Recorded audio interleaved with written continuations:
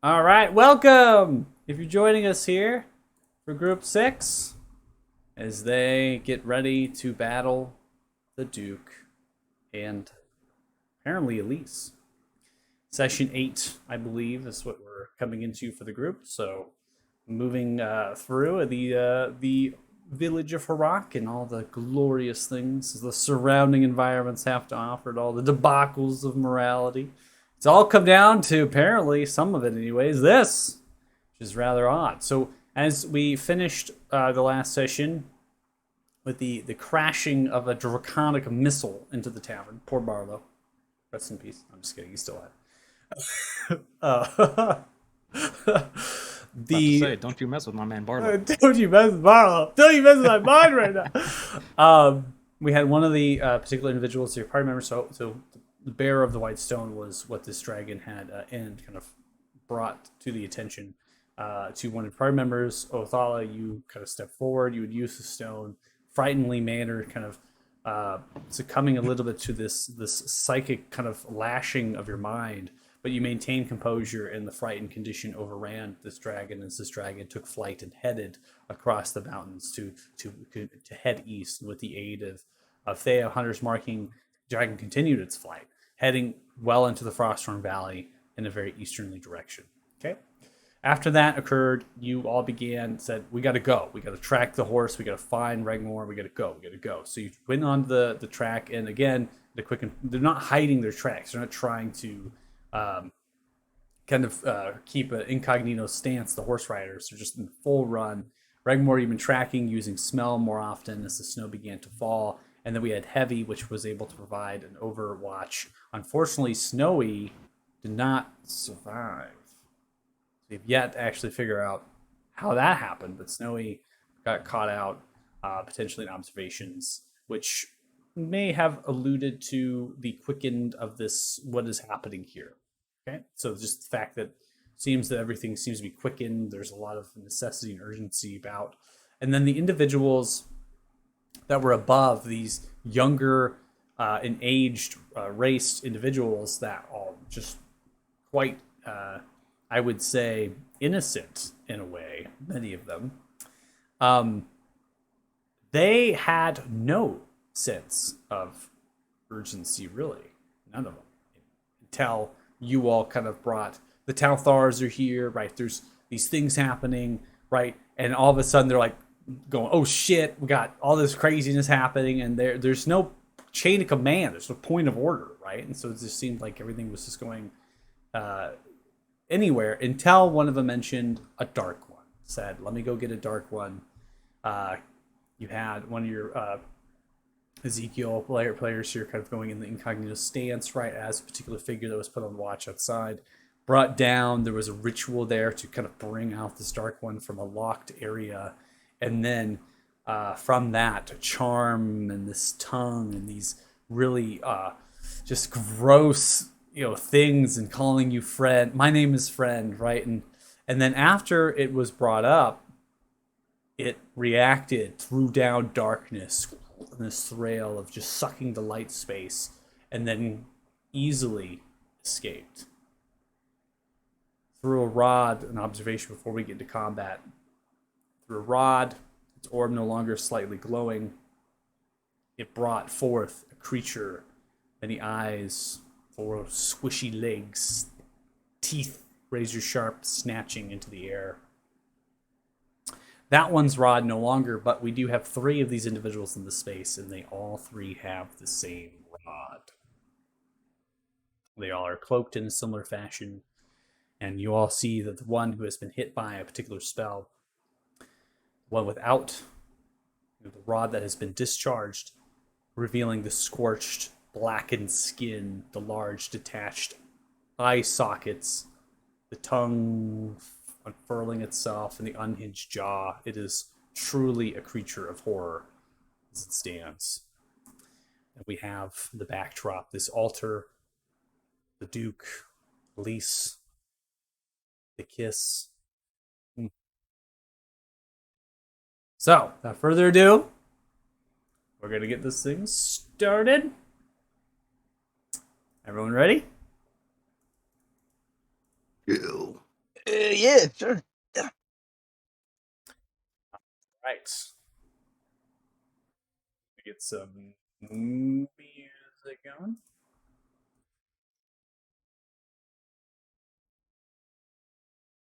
Start.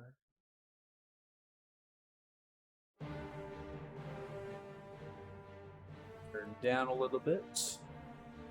All right, unpause. Looks like Othala, as per usual, you are up top of round 1. Okay. I'm gonna move forward.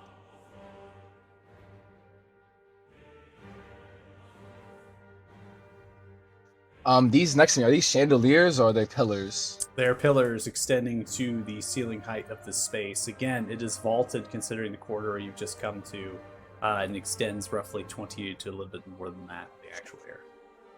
Okay. I'll look at the two cloak figures adjacent to each other. So I'm gonna cast Hold Person at 3rd level. Now coming into the space, and before you cast the spell, the backdrop of the particular altar, which is here, seems to be a solid piece of glass that extends to the ceiling height and has a good decent chunk of width that expands roughly 15 to 20 feet. It seems to be a mirror, but I'm looking at it and staring into it, it has a swirl of colors and change about it, and it seems rather odd. Go ahead and cast your spell. Okay.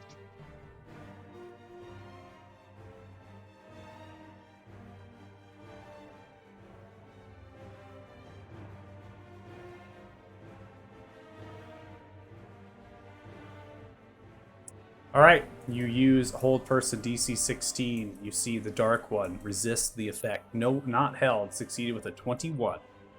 And the other one, at the lower one, because I'm counting both of them. The one by this pillar over here. Okay, so you're throwing. It's 3rd level, so I could get 2 of them. Yeah, so you're going to be upcasting it to get 2 targets. You want the top one and the bottom one? Okay. Yeah.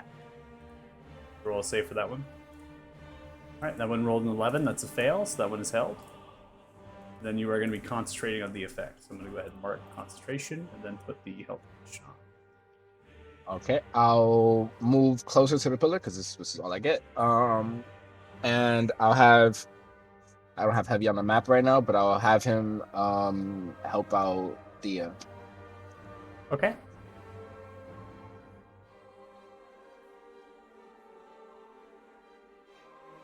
All right, Thea. You see the Heavy's there, lands on your shoulder, there to help. EOT. We're going to end your turn, and we'll come to Zell. Okay, quickly before I start my turn, I'm just curious, can you guys see those kind of measurement tools I'm placing on the map? Or can you? Yeah. I didn't actually place them, I'm just trying to measure stuff out, and I want to know if you guys are saying those or not. Oh. Okay, great, because that was only for me. I don't want to, okay. Anyway, I am gonna cast Fireball at 3rd level right here. Okay. So you throw down the Fireball spell. You see one of the Dark Ones, which was already injured to begin with. That one has failed its throw. It seems it kind of, as it's hit, explodes outwards in chunks and bits of ash. It just kind of disappears into this blackness as it's no longer there. We come to the 2 lovers, as both of them succeed on their dexterity saving throws, halving the effect to 15 points of damage as it explodes outwards, erupting. I'm also going to go ahead and roll probability. It's both pillars taking the blast of the blow that are directly to the sides of the explosion radius begin to shake. Stone material begins to fall slightly, but they maintain their composure and they do not topple. Okay, then I'm gonna head around this corner to kind of hide behind the Regamore and end my turn. There you go.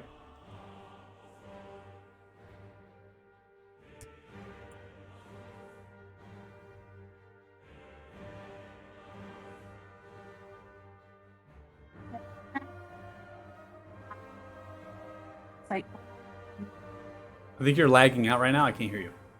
oh, I'm sorry. Can you hear me now? Yeah. I said, as a bonus action, I want to insightful fighting the Duke. Guesses succeed a perception against my insight. Okay. So you're targeting the Duke with that? Yes. Okay.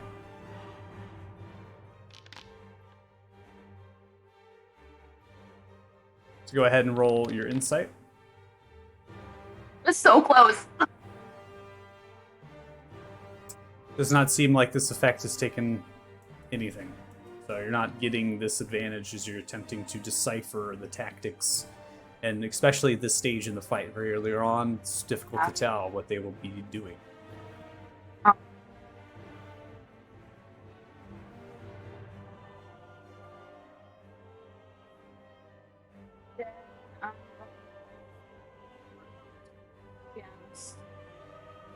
You're breaking up quite a bit. You keep dropping down and up and dropping down with your voice.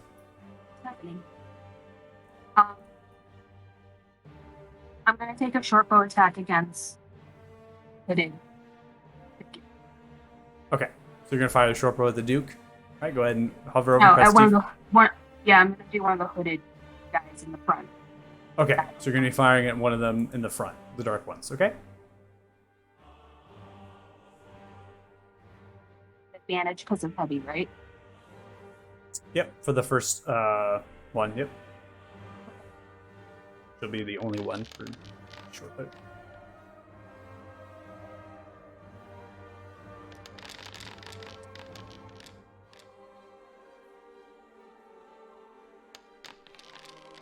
All right, 20 is going to hit. You deal 7 points of piercing damage. As the arrow lands, you notice that the dark one has retaliated as it reaches out its hand towards you, and is seen to alight with hellish flame around yourself. 19 is going to save you from the brunt of damage. Take approximately 5 points of fire damage as it erupts around your feet.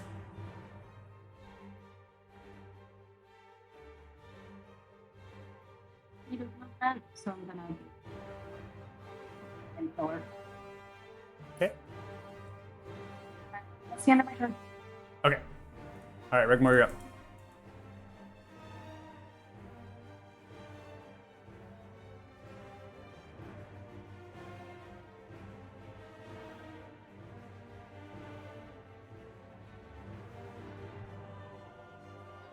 Oh, that's bad.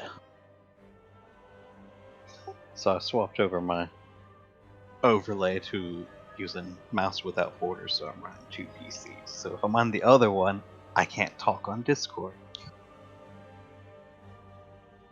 Uh-oh. Yeah.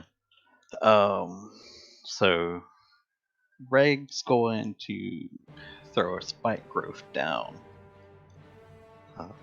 Try to center it between.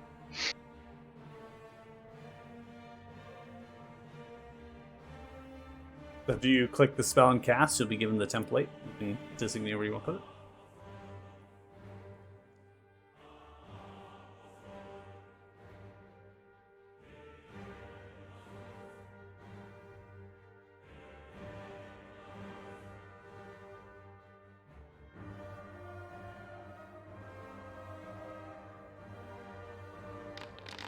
Okay. Alright, so concentrating on that. No damage necessarily dealt yet. Just that these little tendrils and things begin to sprout out.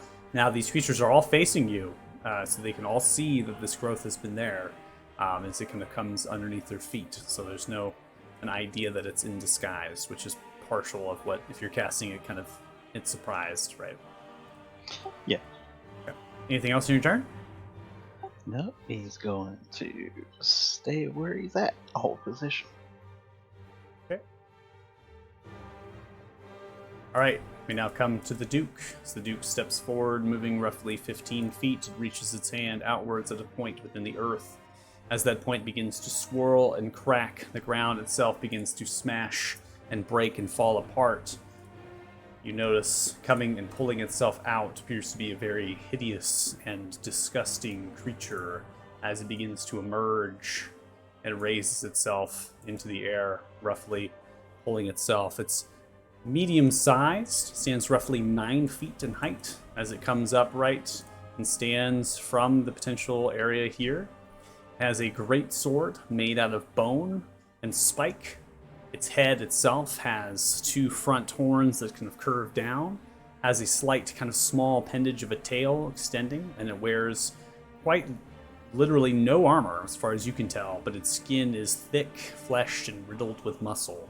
As it comes upright and into the space, it lets out kind of a roar of fury, of rage as it kind of comes upright. Emanating outwards, kind of echoes. It unhinges its jaw roughly and then closes it as it looks towards the Duke. The Duke, focusing its attention, locks eyes and begins to point in the direction of all of you. It sniffs and snorts a little bit. Now is going to enter the fray, rolling its own initiative.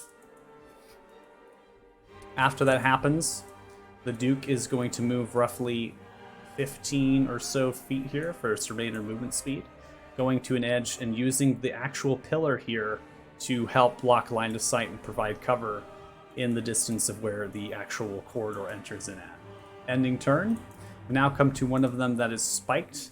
This one right here, and it is not held, so kind of seeing the stuff at the feet, looks towards it and looks towards the rest of you in that space, and then is slowly going to extend the hand. Go ahead and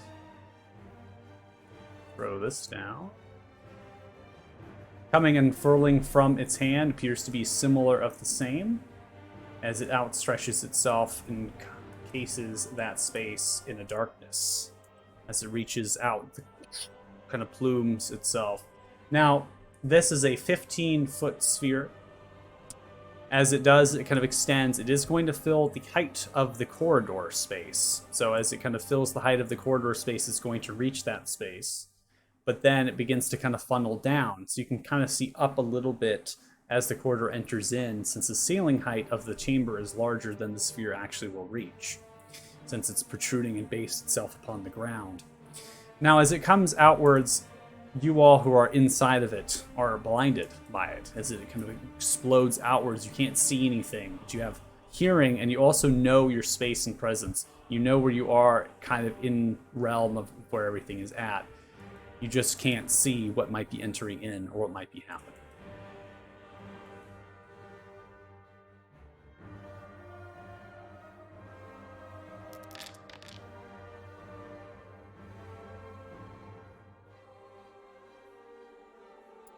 Okay.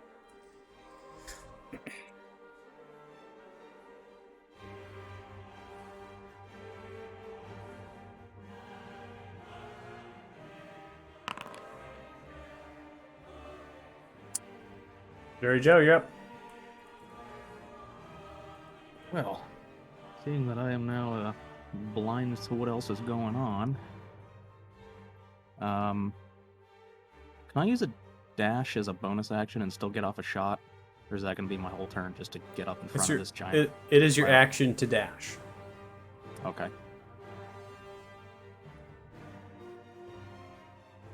Trying to think if there's anything else I would do apart from that.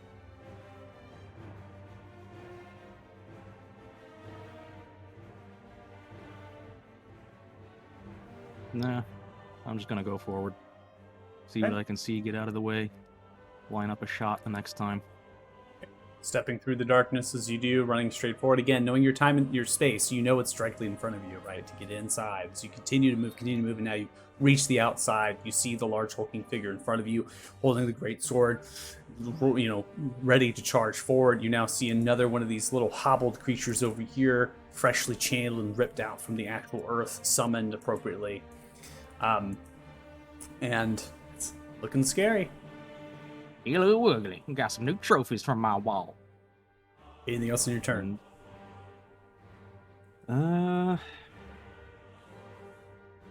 No, that's it. I don't want to burn any spell slots yet.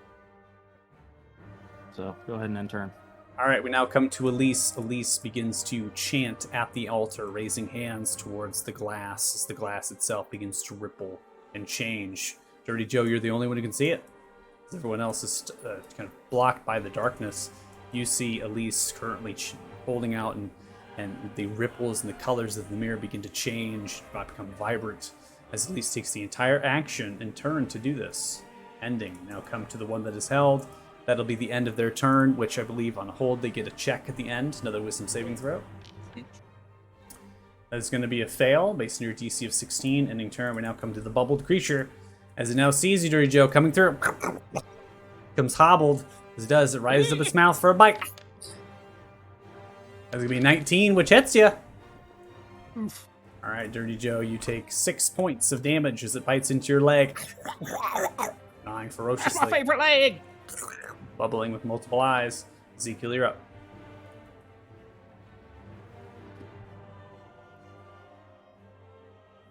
Hey, just kind of move forward. Movement. Okay. Seeing how Joe might be a big target here, I'm actually gonna try to use my first attack to shove Joe back into the darkness here. Okay. Just 5 feet backwards, unless he's gonna fight it. Like to cover. Nah, I came up here so I could get a clean shot. Attack! That's the best defense! Alright, so you're going to contest it? Yeah, is that gonna be a strength check? Alright, so I need an athletics check by you, Ezekiel, then I need an acrobatics or athletics check from you, Dirty Joe. Alright, you fail. No, you're back in. And then I will bonus action Giant Smite. Okay, I'm going to go ahead and change your size here for you.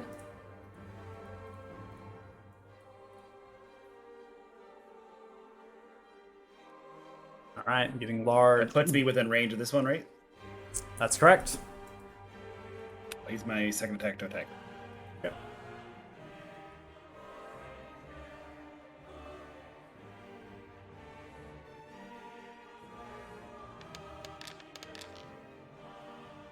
Alright, coming across 26 is going to absolutely smash into it. Coming with the Giant Smite as well, attacking on an additional 4. That is 17 total points as you squish into its flesh, smashing in with a large crunch. Kind of spurts one of its eyes. And I'll crush or knock it into the darkness as well. Kind of sweeping it back with my leg. Okay, that's 5 feet only, right? Yep. Okay. I pushed it back just 5 feet, square to the right. You got it. That's my turn. Alright, Othala, you're up. Round 2. Okay. I know we went over this last session, but since I am seeing invisibility and I'm seeing into ethereal, I know like the shape of the area because like the ethereal plane copies it. So like, it's darkness for me, but I at least know where to walk, right? The best way I can interpret this is that you are in a blinded condition in the sense that whatever comes into the space you cannot see. So if something's coming in or out, you have no idea. You just have it going off the auditory cues.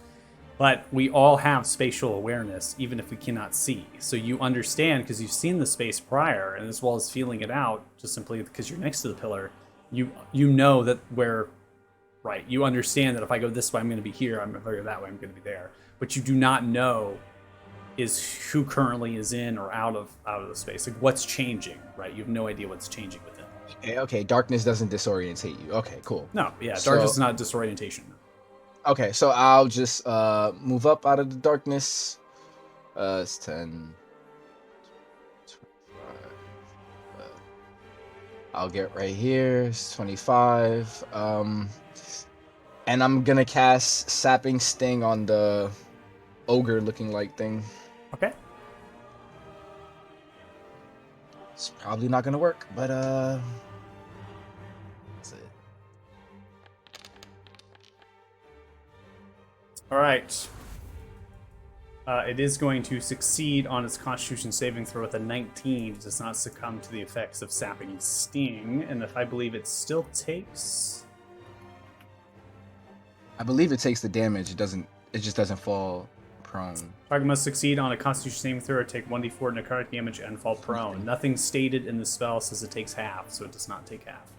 Nothing. So I'll just take 5 feet back and EOT. I'll have Heavy actually fly through the darkness and come out on the other side and help Ezekiel. You can go ahead and fly Heavy yourself if you want to move the token, or I can do it for Yes. I got it. And then that's the end of turn. Right. All right, Zell, you're up. I am going to start kind of heading towards the edge of the darkness. And I'm on my tool. I'm just gonna kind of start moving towards the edge of the darkness. I'm gonna try dodging that way because I don't think I can get all the way out, but Okay. I don't Me see a too. way to give myself the dodge feature, so I can do it for you. okay, thank you. Easier for me to apply effects. Okay, then I'll just end turn there. All right. You're running through the darkness and doing the dodge, hoping you can dodge whatever you can't see. All right, there you're up. I don't know how that's supposed to work. Imagine him just like Matrix style, just in the dark. I will hear them coming towards me, and then I'll just jump away. I'm going to.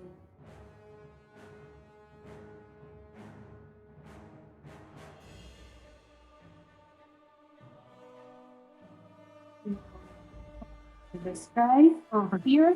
Okay.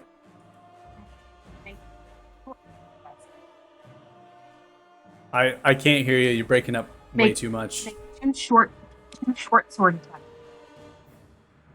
You're making okay. So I heard short sword attack. I got that out. So you're running up and doing a short sword attack. All right.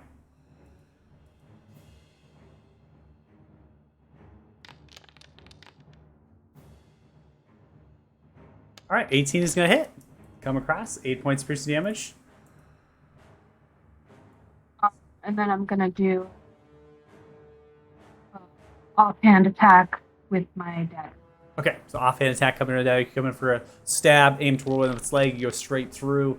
10 is going to be a miss as it does. It kind of pulls with the blade still. You come in for a kind of up down strike with the dagger towards his chest. Kind of sidesteps. You just kind of swing wild, showing off its dexterity and speed. This creature.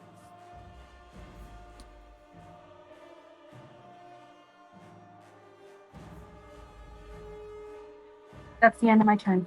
All right, nothing more. Regmore, you're up.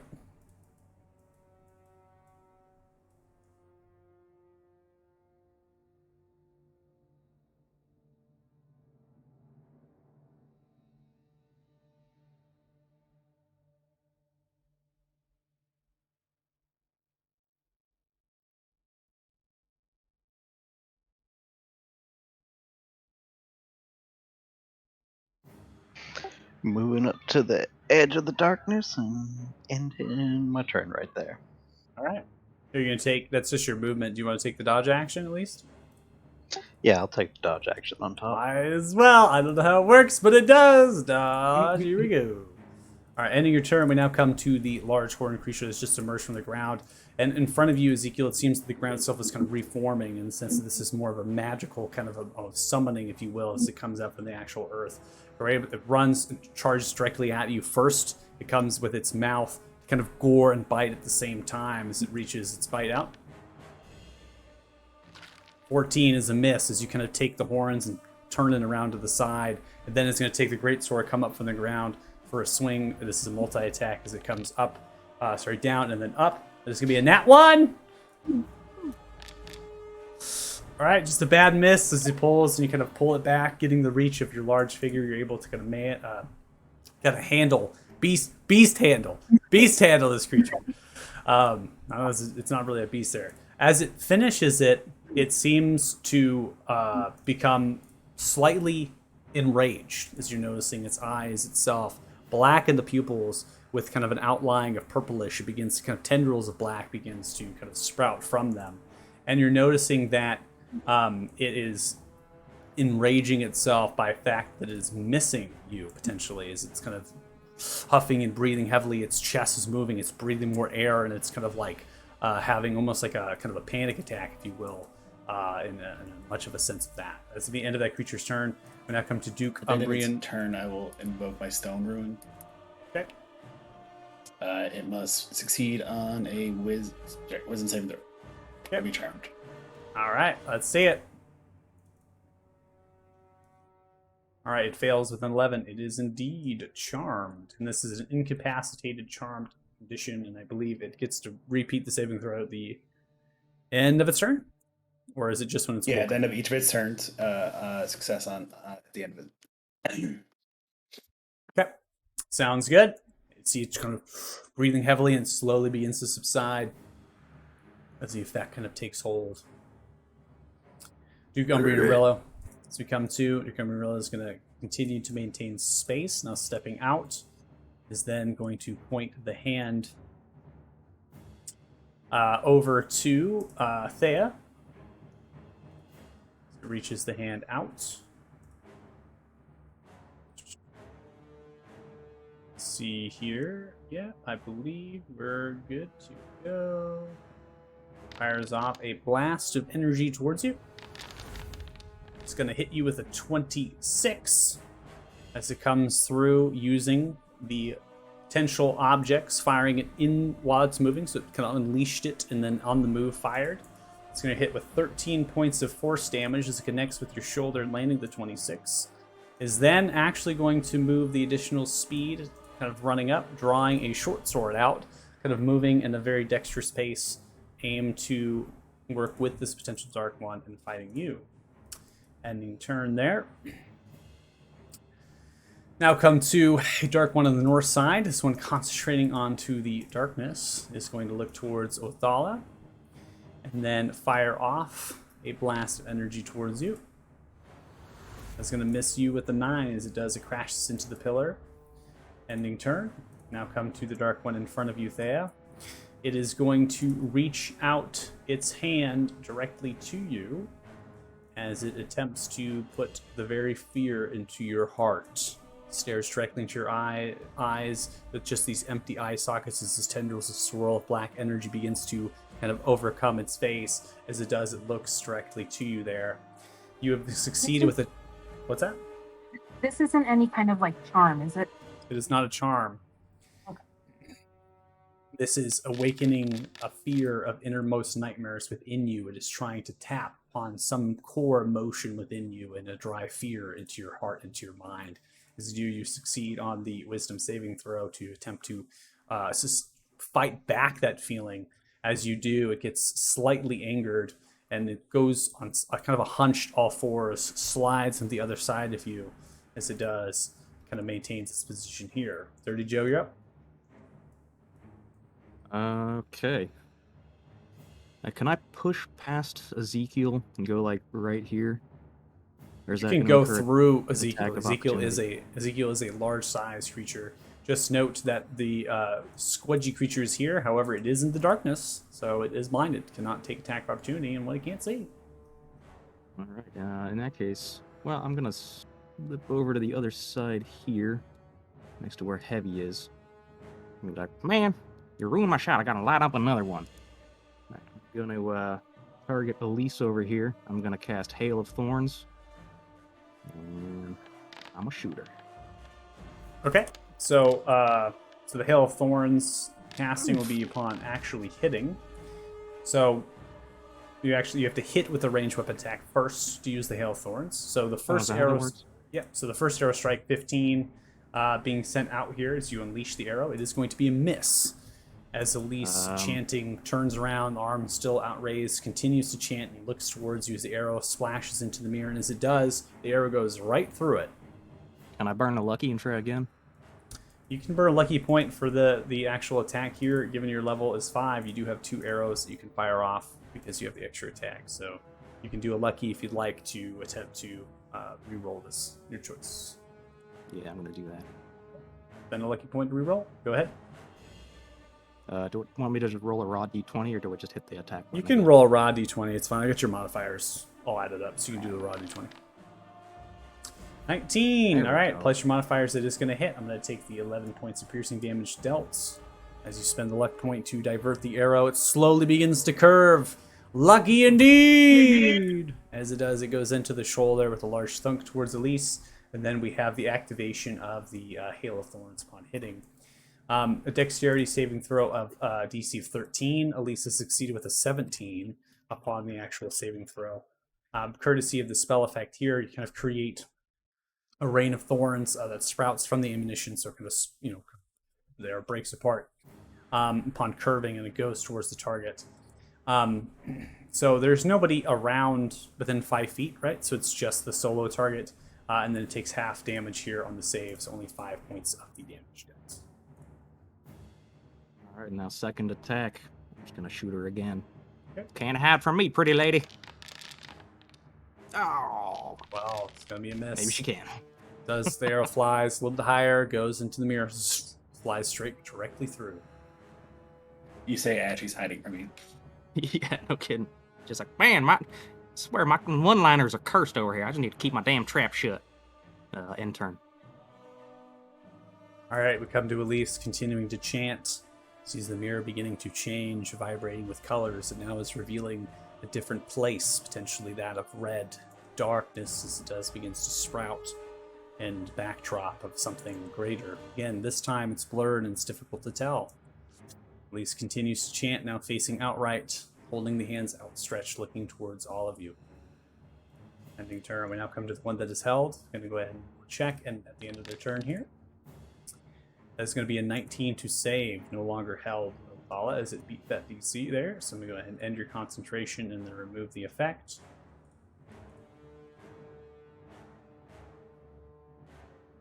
All right, we come to the bubbly creature.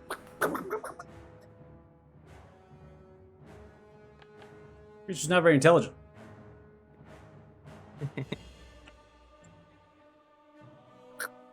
Pops out, looks around, multiple eyes. Looks towards you, Ezekiel. Does, comes in for a bite. Give me 19, which hits you. 9 points of piercing damage dealt. Bites into your leg. All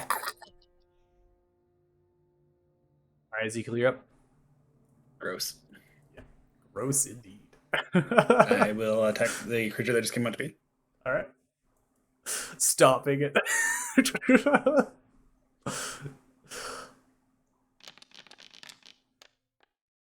23 hits. Oh, yeah.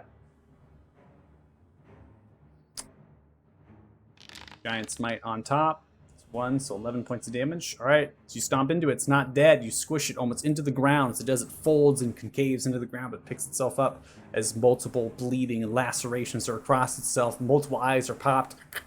Still alive. Ugh, gross. I will try to kill it. All right. Coming for another strike. 22 is going to hit. Stomping, you do it again. 1 stop. 2 stops. Coming in.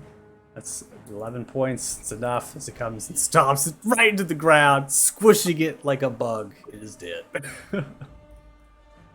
Then I'll use my movement to get here and bonus action offhand attack on the dude. Okay.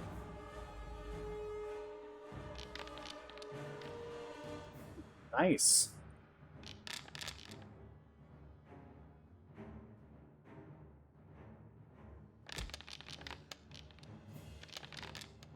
All right, what do we got here? What do we got? All right, dexterity saving throw of 18 comes out. That is going to be a success. You half that damage as you did connect with the bonus action of 27 on the strike, dealing a total of 13 points of bludgeoning damage to the Duke. Duke is going to be prompted for a concentration check and succeeds,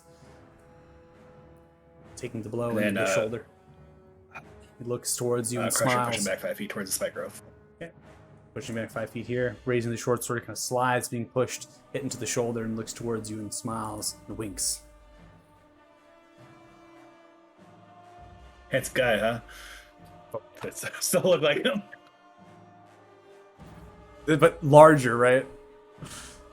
Mm-hmm. Yeah. All right, we're going to end your turn there as we now come to Athal at the top of round 3.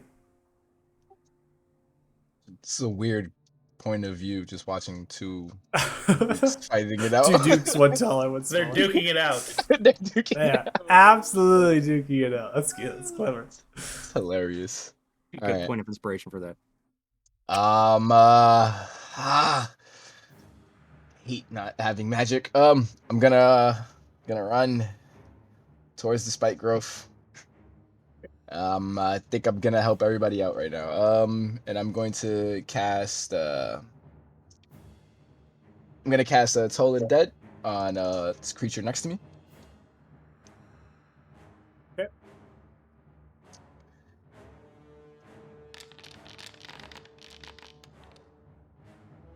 Ooh. All right, is going to succeed with a 17 on its wisdom saving throw. Not succumb to the toll as you see kind of stretching look towards you and moves the head as the tongue slowly unfurls itself.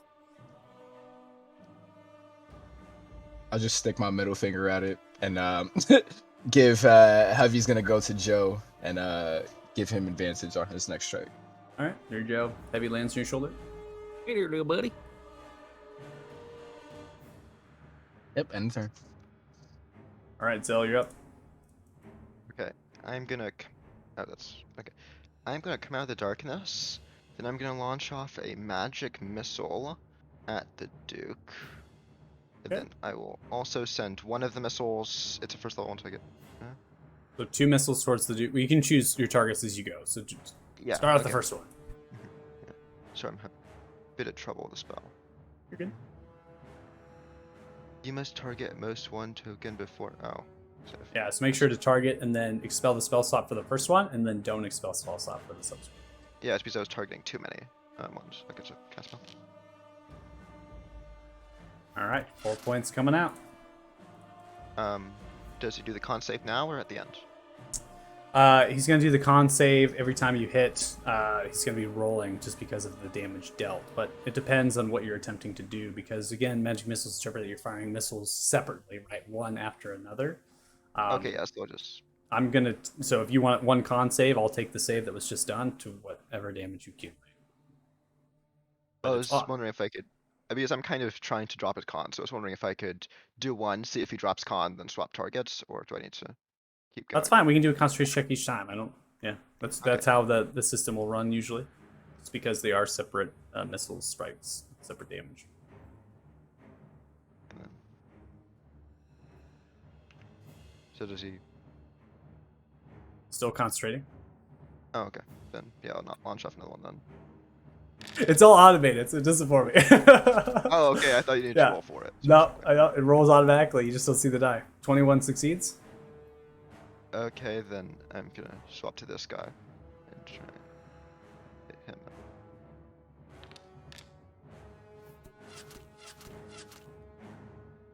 All right, concentration is dropped. The lance does 3 points of damage. The darkness slowly begin to undo. Okay, then I'm gonna run behind the pillar and end turn. All right, there you're up. Not gonna try to kick somebody off a rock this time. I'm going to attack this guy again in front of me. Short sword, Okay. then dagger. Okay.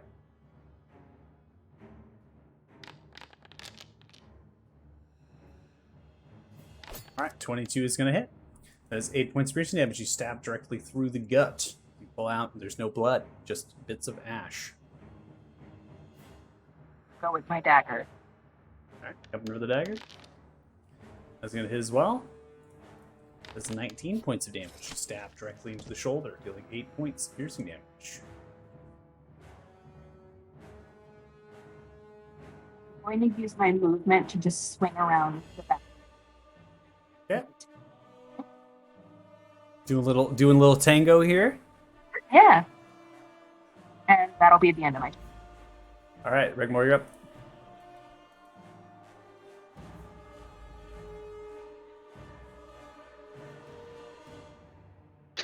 Reg's gonna move up towards the spike growth and thorn whip the one that's in the spike growth. Okay.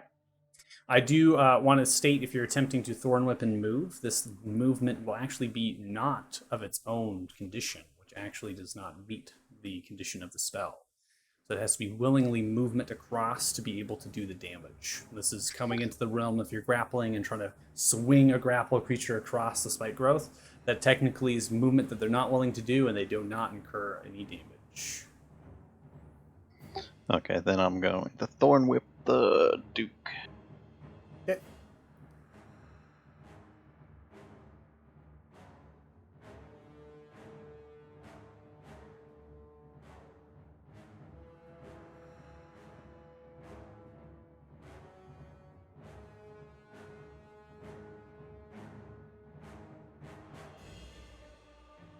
Did it not move? You had your measurement tool out, so go to the actual drag ruler select tool, and then you can move.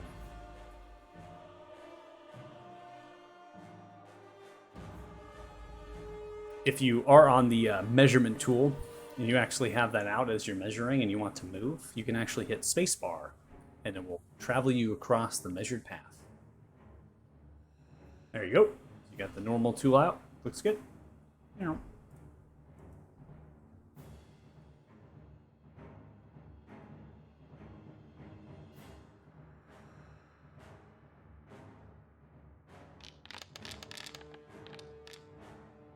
Natural one. So you throw out the whip. Just a bad miss. Whipping wildly around. Ezekiel, you're kind of getting out of the way of it. Splashes into the white marble floor as you pull it back.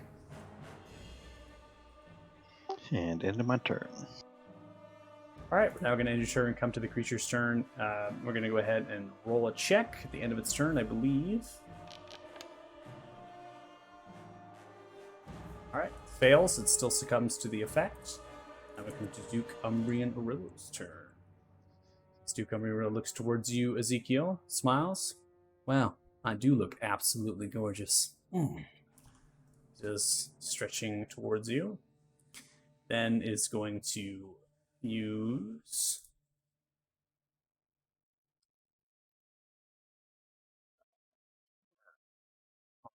It reaches out with its whispers of its voice, coming smooth and steady as they begin to entrance you into a charm. I will use my inspiration you granted me when I kicked the old woman off the cliff to automatically succeed. Automatically succeeding on the saving throw. Looks towards raised eyebrow. Oh, that is disappointing. Holding a short sword, whipping it around with a little bit of a flourish. It's ready to fight. Your turn.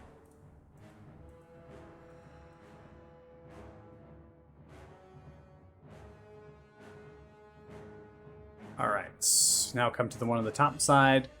This one is going to rotate roughly, getting the growth here as it is. It's going to come directly towards you, Athal, as it steps into your space and then interrupts. A large cone blasting outwards of shadows and spectrals as the spectrals smack into both you, Othala, and you, Dirty Joe. You are succumbing to the frightened condition here. Othala, you fail. Dirty Joe, you succeed.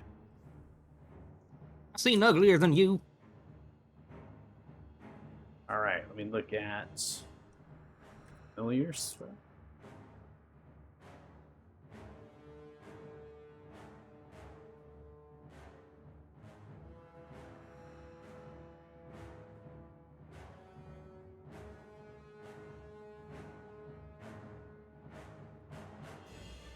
Trying to see if the familiars comes to the effect as well. It just prompted me to do it. I don't know. Well, it's automatic because it's in the line of fire. It's a creature, it would. Yeah, it's going to do it. Okay, so Heavy is going to fail as well, so Heavy is going to be frightened. So, this particular effect, given the frightened condition, what you're seeing in front of you, again, phantasmals of your worst fears, these images, they strike into you. You're becoming almost tunnel vision. As that happens, while frightened by this spell, you must take the dash action and move away from the potential cause of the fear, the safest available route possible on each of your turns, unless there is absolutely nowhere to move. If you end its turn in a location where it doesn't have a line of sight, the creature can make a wisdom saving throw. On a successful save, the spell ends. So only when you break line of sight do you actually get to take another saving throw. So, Thala and Heavy, you are headed on out, as you are frightened beyond imagination. I'm going to go ahead and remove the cone. Turn. The one next to you, Thea, is now going to look towards you, and we're going to get a little bit of a tango, a little bit of a dance, exchanging places here. Swapping every so often. Then it's going to look towards you and reach out as it does, sending out a cone of fear. In the same fashion, both spells going off simultaneous in time. These phantasmals seem to begin to sprout. Go ahead, stretching, looking forward. All right, you succeed with a 16, but Regmore, you have failed. You are frightened, and you must run away from the source of fear as fast as possible, taking your dash. Ending turn. Dirty Joe, you're up. Right. I am going to go ahead and attack the one that just freaked my buddy Athala out. Gonna use my longbow on him. Your help is heavy is not there.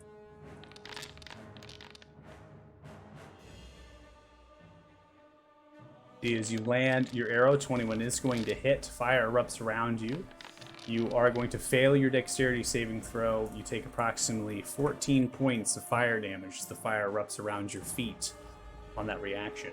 However, you do land, doing 11 points of piercing with an additional 3 of Slayer's Prey, marked. 14 there dealt, prompting concentration succeeds.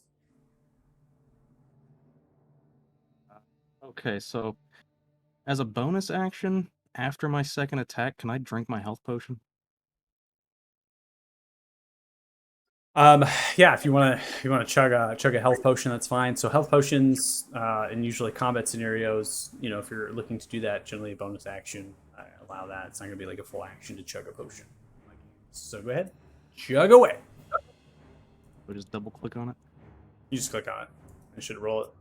It might force you to target yourself. Oh, okay, let me try that. Target me, please. Doesn't work. We can always manually do it. It's not efficient touch. Potion of healing. I see it right there in consumables. Yeah, I'm trying to click on it. It's not letting me do anything. All right, I will see if I can click it instead. There it goes. All right, you recover 7 points of healing. Thank you. All right. Yeah, I'm gonna target that guy again. And I'm gonna shoot him again. All right, fire away. 15 isn't going to land. Slayer's Prey only takes in once, so we're going to take the 12 points of damage dealt. That is enough. As that creature explodes into bits and ash, flies directly through its chest, no longer here. Source of the fear gone, and the concentration as well as that gone. Thala and Heavy are no longer frightened. Hell yeah, one less ugly bastard. Yeah, man. And turn. Good move. Alright, Elise is going to pause as the mirror itself becoming somewhat full-fledged. Elise is going to move forward, going 20 feet, looking towards Ezekiel up in the corner where the Duke is at. She looks towards you. In so doing, she throws out her hand. I'm going to make sure I have gotta go 5 more people. There we go. Get in range of the particular spell as it throws out a blight towards you. As insects, different creatures begin to bite outwards, they sprout from the air, nipping and biting and whatnot. You have succeeded on the Constitution saving throw. So doing, you only take 19 points of necrotic damage. They begin to bite, and tendrils begin to sprout from your flesh. As the voice comes outwards, looks towards the Duke. My love, you're wounded. Duke looks back. I have this. Don't worry.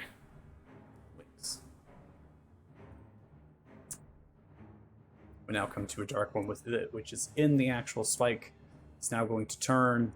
It looks like they're now changing their efforts towards Ezekiel, seeing that the Duke is faced. So they're going to be fronting and looking towards, and is firing off a particular ray, shooting it outwards, aimed towards Ezekiel. This is an attack, or This is an attack. does he have to make an attack to hit, or I'm just Correct. Range spell attack. Okay. So if I'm hit by it, then I would like to use my Cloud Ruin to put that to the Duke if I can. Okay. So you see this black beam of innervating energy comes outwards towards the creature within range, and does go towards you, Ezekiel. As you do, you throw out your rune, kind of stomping within the ground. It shoots upwards and just redirects the beam, right? Kind of hits it and then bounces off towards the actual Duke, which is right there.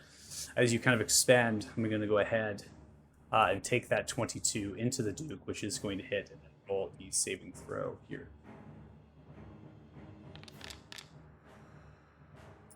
All right, the Duke is going to succeed on the saving throw. As it is, you don't notice much of any effect at this stage as it kind of hits and smacks, and you see the dude kind of shake the head and look and kind of grumble a little Yeah, I bit. have no idea. I just don't want to get hit by a weird beam. That Yeah, was weird. yeah, Go ahead, and so Ian. he kind What of do you shakes do? the head, and it just nothing at that point, right? That is going to be the end of turn. Zeke, you're up. All right, I will take 5 feet this way, and then I'm going to make 2 attacks on the dude. Okay.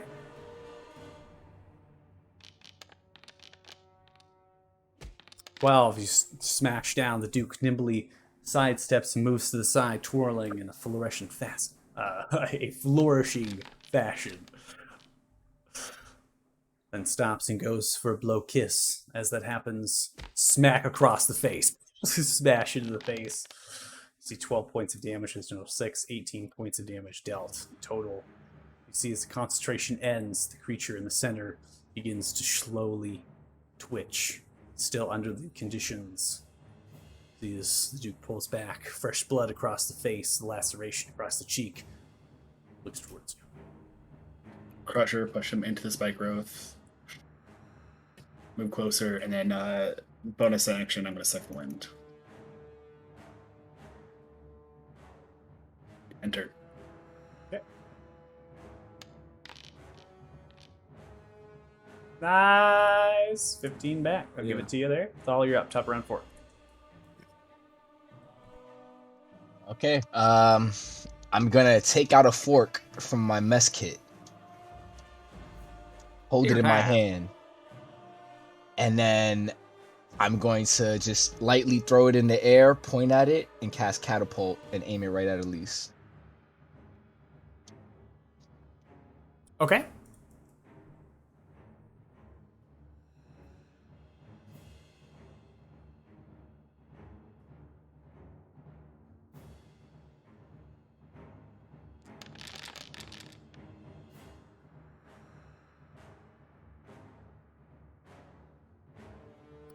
All right, as that happens, Elise is going to succeed with an 18 dexterity saving throw as you throw it off. Ducks underneath it, no other targets. Spell ends. Okay. I'm going to move over to the side. Rinse and repeat. Have Heavy give Joe advantage. And end the turn. All right, Zell, you're up. Okay, I'm going to move like here. I am gonna try to finish off the Duke with a magic missile again, because that worked pretty well last time. 8 points of damage dealt. Takes into the shoulder. Okay, he's gonna get hit by another one. And they're going to cast my characters.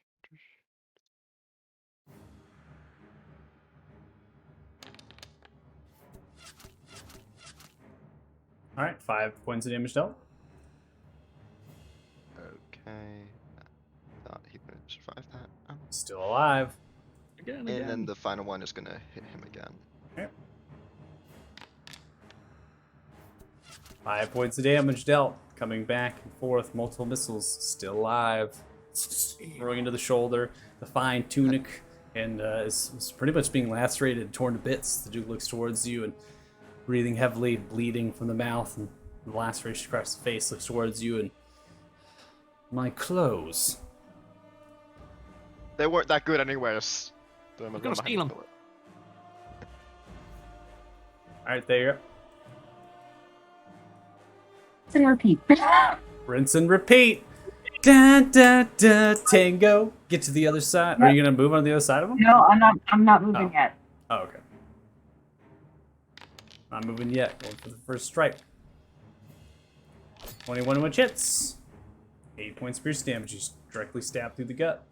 Succeeds on the Constitution saving throw as you stab. Looks towards you. Pull it out.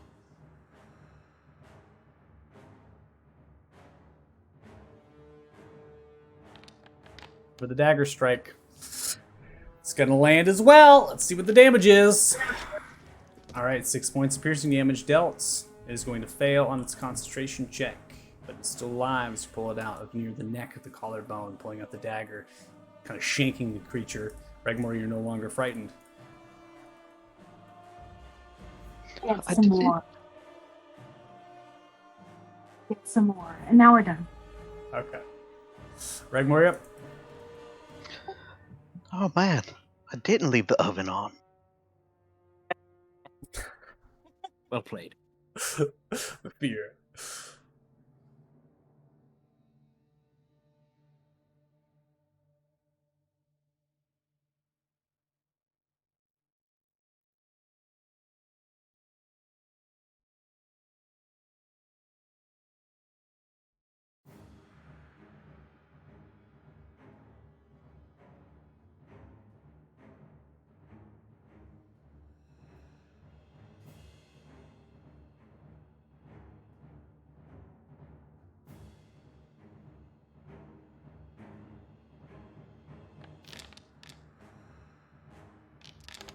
"14 is going to miss as you whip towards.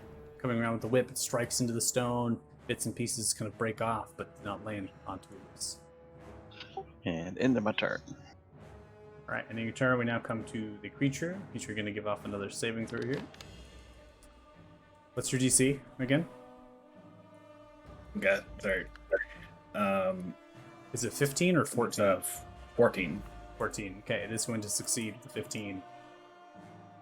No longer is it in the charm condition incapacitated. That is the end of its turn, so that's going to be the end there. Come to the Duke. It's Duke.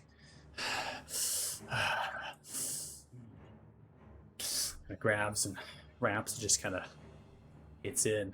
So I'm going to point the hand in a direction. This Duke steps away. So he comes up to the altar, moves its movement speed, then is going to take a cantrip as its action, throwing it off towards Uthala. Misses with a 12 as it crashes into the floor. Ends turn. Come to another dark one, finishing off the tango.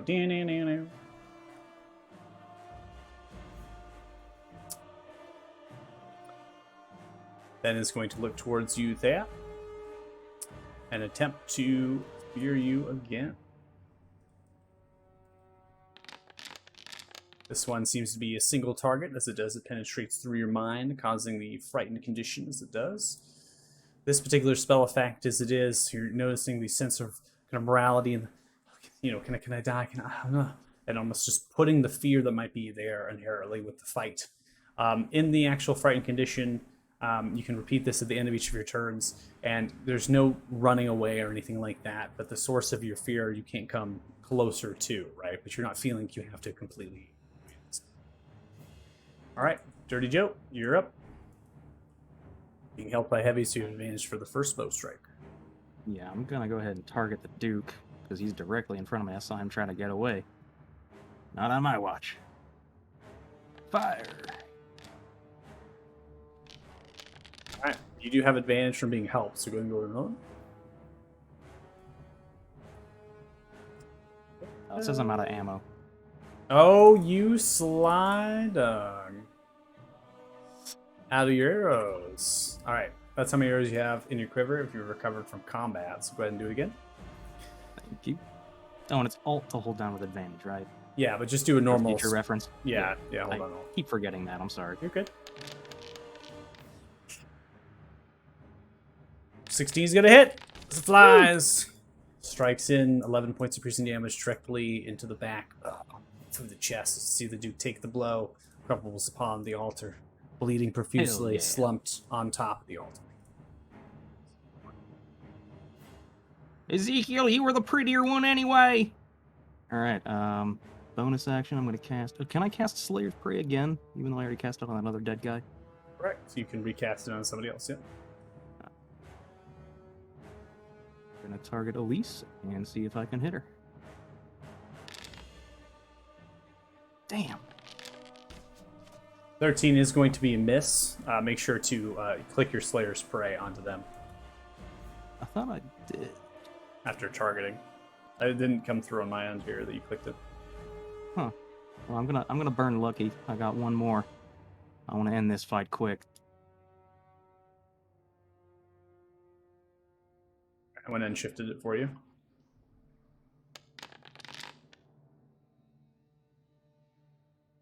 When it hits, curving the arrow as it does, it flies true. 10 points of piercing damage, lands with a large thunk into the side. The luck of the Buckwilders. Takes the blow. Yeah, that's it. End turn. All right, we now come to Elise. Elise begins to move back to the Duke, who's dead on the body. Looks pouring blood. She looks in the direction of the Duke and turns around to you all. She lets out a large sigh. Finally. As she moves onto the altar, beginning to pull out a small pocket book hidden away within the bosom, breasts, pulls it and moves it down, begins to funnel through pages, and then begins to enchant in a different language as the first enchantment is done. This is a different one. This particular language is spoken by you, Ezekiel. This is Abyssal. Spoken was Infernal first, now changing it to Abyssal and speaking outright from what you can understand in the very brief seconds upon the turn, and then continuing probably until your turn, is that they are attempting to bring forth their patron they're referring to as a fiend. It's the best that you can understand at this distance in relation to how quickly they're speaking. This seems to be different. Yeah, I got you. You speak Abyssal as well, which I'm going to pass it on to you. I'm checking languages. Zell, you're too far from this, right? And then I'm also going passive perception. So Ezekiel's passive perception is 14. Athalia's is 11. So there's a difference there. So Athala, what you're hearing from the language, you're hearing the language, but you don't understand necessarily this distance with everything that's happening. What is being spoken? Does that make sense? Granted. Okay. The end of Elise's turn. Now come to one of the dark ones. Does still within this space. It's going to fire off a large cone of fear phantasmal as begins to sprout forth.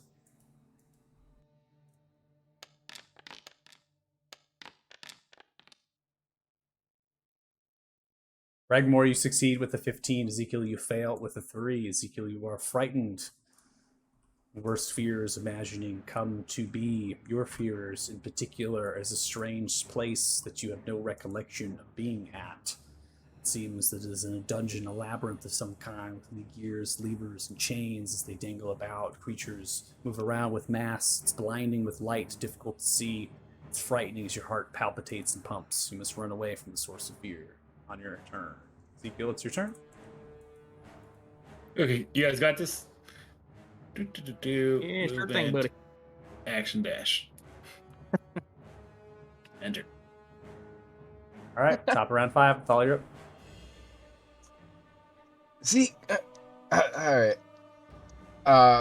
Gonna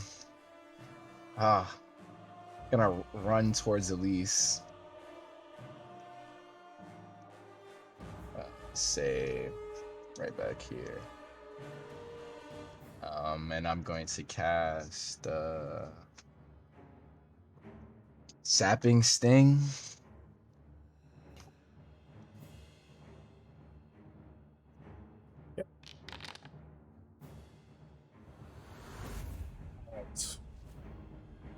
Is going to fail with a 7, takes 3 points of necrotic damage, and then is knocked prone.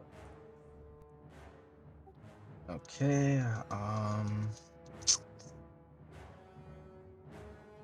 yeah, I'm just gonna keep heavy with Joe, giving him advantage again. I'm gonna move up 5 more feet towards Elise.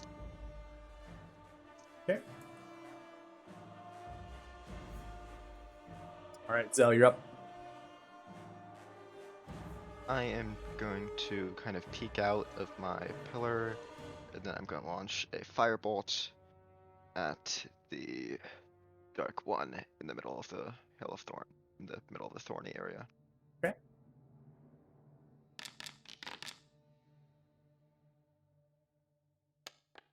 All right, Firebolt lands with a 20. Deals 15 points of fire damage as it crashes into the shoulder. succeeds on its concentration check. So you're still feared, overcome, Ezekiel. Blasts through the shoulders. It does splinters of ash, and its robe splinter out. Then I'm going to take another 30 feet of movement to go here, and Misty Step into like right here. Then Okay. end turn. All right. There, you are frightened, but again, do not need to run away from the source of fear. However, it's coming from this object, and you cannot come any closer to the particular figure, which doesn't really mean much as it's in the corner. Yeah, I was gonna say I can still attack him because I'm still in melee, Correct. right? Mhm. We're gonna do that. All right. Disadvantage. 16 is still going to hit with a disadvantage. You come through 8 points of piercing, frightened as you close your eyes, squinting them ferociously. You stab directly through its neck and twist the blade. As it does, it explodes in ash. Cool. I'm going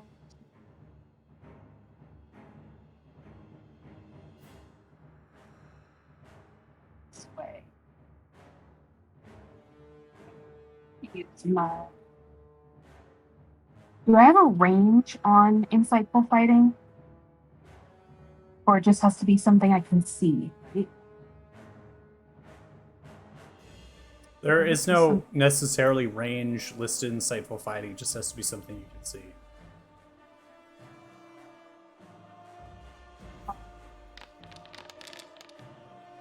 Just roll.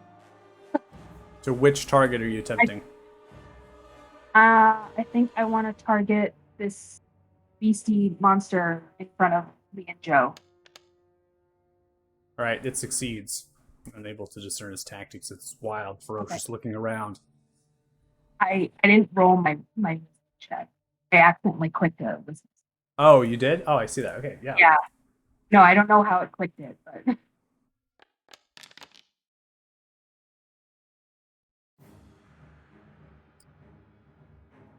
Okay, I'm going to take your 6. You're still going to succeed.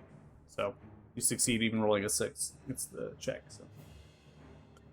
Yeah, so you're kind of getting an understanding of tactics. The ruthless, bloodthirsty monster. Attacking anything in its line of sight. Does not care who it is or what it is. So you're... What was that? That's the end of my turn. Okay. Regmore, you're up. I'm going to move up towards Elise and try to get in range and Thorn whip her away from the altar. Okay.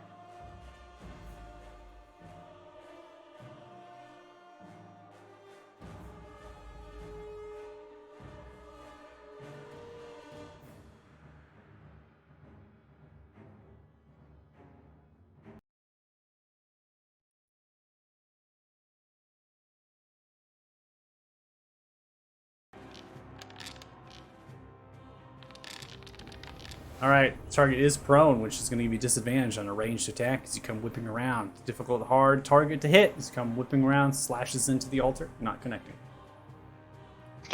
And into my turn. All right, ending turn. We now come to the beast. Rages, crashes into the floor, looks for potential target. As it does, it focuses its attention towards Sturdy Joe. First strike coming out as it comes in for a bite. Swings his horn in its mouth. 19 is going to connect.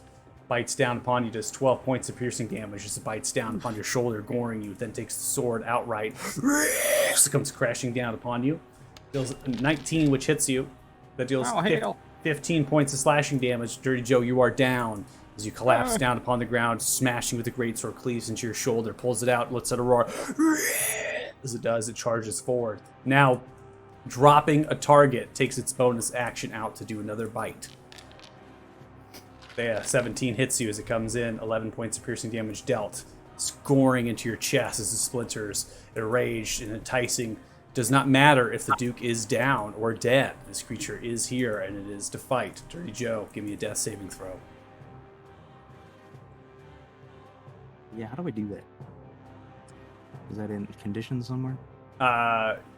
You can see in utility of your hotbar, it should pop up as the death save. You can also do it from your character okay, sheet. yeah. Oh shit. All right, Dirty Joe, you're one step closer to death. Ending turn, Elise prone, slowly picks themselves up and turns. You fools, focus your attention on the Tanaruk demon. I will put a stop to this.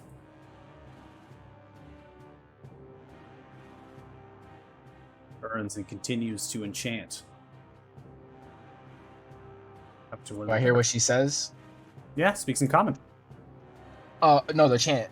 Is it still in Abyssal? Or Yeah, still in the Abyssal. Seems to be channeling a fiend known as Sul Katesh and is attempting to call upon their aid to destroy the mirror and objects used in this summoning. okay. Now come to one of the Dark Ones as it does, maintaining its concentration still within the spike growth, then reaches out towards you, Zell, and begins to whisper its tongue outside of its mouth. I'm going to portent that roll to a 14. Okay. So a charm person comes out. You have advantage against the charm, just FYI. So regardless of it, you're going to succeed. So you don't need a portent if you don't like to. That's your choice. Oh, okay, yeah. You know what? I already decided to it. I'm not going to try and pull back. I Alright. decided I'm doing it, yeah. Seems to kind of reach out with this little entrancing a little bit into your mind. Kind of, friend, as the voice kind of reaches out towards you and unhinges its tongue, thinking, you do not succumb to these effects. No. Yes, No. I have no friends. All right, Ezekiel. Bye-bye. Oh, You have no friend? Oh my, it's so bad. Stop. so Ezekiel. sad. Ezekiel running. How fast can Ezekiel go? As fast as you can. Alright guys, that's good. You got it. Oh, by the way, Joe is dying over here, and then Thea looks like she's about to die too. Oh, bye! Run through. Give me a now breaking line of sight. Make a wisdom saving throw.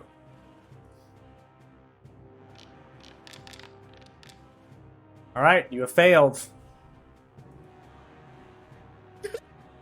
Help Cry. me! Now looking at the staircase is too small for you to ascend.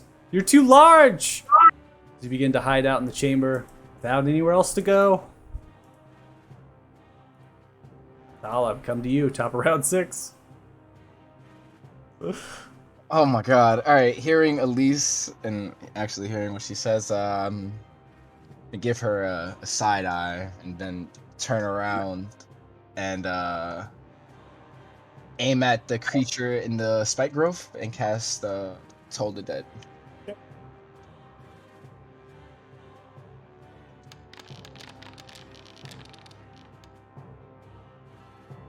All right, succeeds with a 16. It comes to no damage.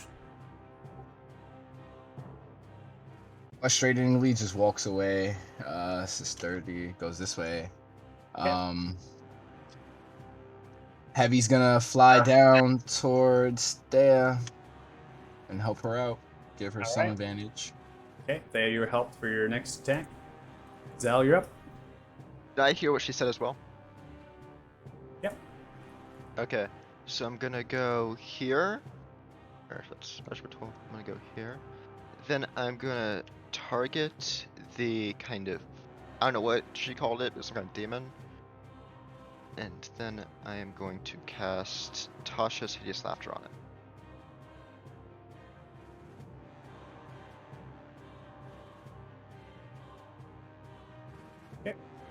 Throw it out. Tasha's Hideous Laughter. The creature succeeds with a 17. Does not succumb to the effect. Okay. Then I am probably just gonna move, like, I've already moved, how much? Okay, then I'm just gonna move an extra 5 feet to get a bit more distance between me and the dark one. Okay. All right, Thea, you're up.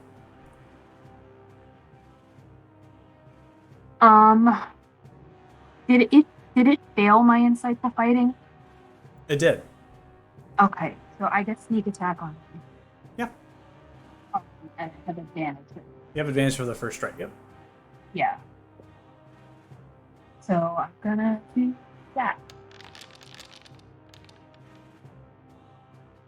All right, 18 is going to hit. This come through 6 points per damage and attack on Steak. All right, a total of 14 points of damage dealt on the first strike. As you come slicing into its belly, it spills out this black ooze. It begins to pour out in bubbles and gurgles. It roars into your face. The saliva just covers it.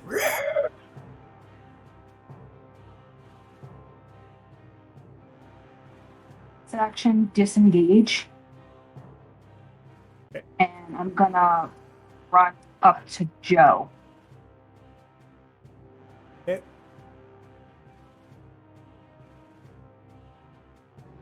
And that's the end of my turn. All right, ending your turn, the creature is going to take a reaction. Breathing heavily enticed, it is going to use its reaction to move up to its movement speed and chase you as it continues its assaults. Regmore, you're up. Seeing Joe go down, Ray's going to drop concentration, ending the spike growth, to move up within range to Healing Word to get him up. Okay.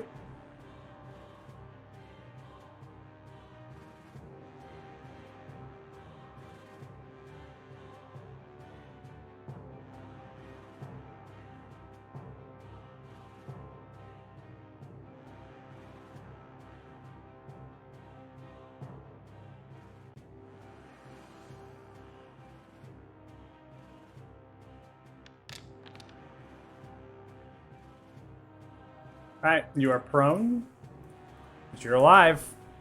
Open your eyes, Dirty Joe. Bleeding, blood pooling underneath your shoulder, destroyed by the sword, the gore at your chest. See Thea above, and then behind Thea, hulking over, large figure breathing heavily, saliva dripping from the mouth, ready to strike. Yeah.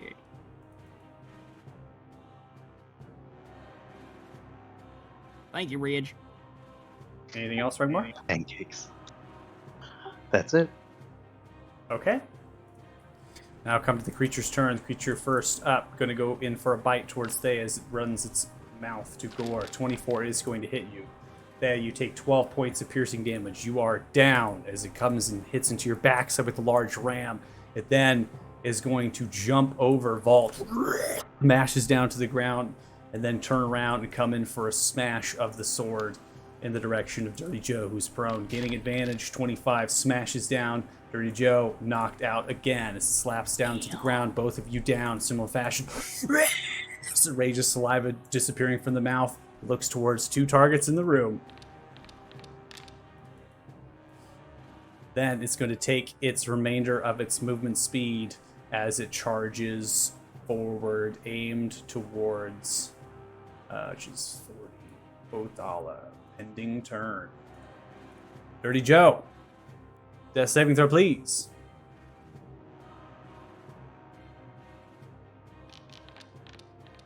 Oh, Oh, another three. One step closer to death. Ooh, that's rough. All right, Elise continues as she maintains. She's continuing the enchantment as the mirror is beginning to reform. Frozen solid as tendrils of frost begins to sprout outwards from her hands. The mirror becomes almost a solid pigmentation. Frost begins to envelop, and the shadow and darkness begins to enthrall the altar. We now come to the Dark One. The Dark One now is out of the actual growth. Is going to slowly turn, look towards Regmore, and is going to fire off an Eldritch Blast. As it fires it off, Regmore crashes just in front of you, mistimed in the blow. It then is going to use its movement speed, charging forward as it does in all fours, running for the altar to put an end to what Elise is doing.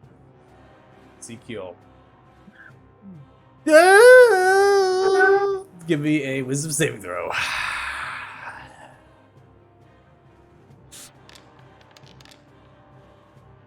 11.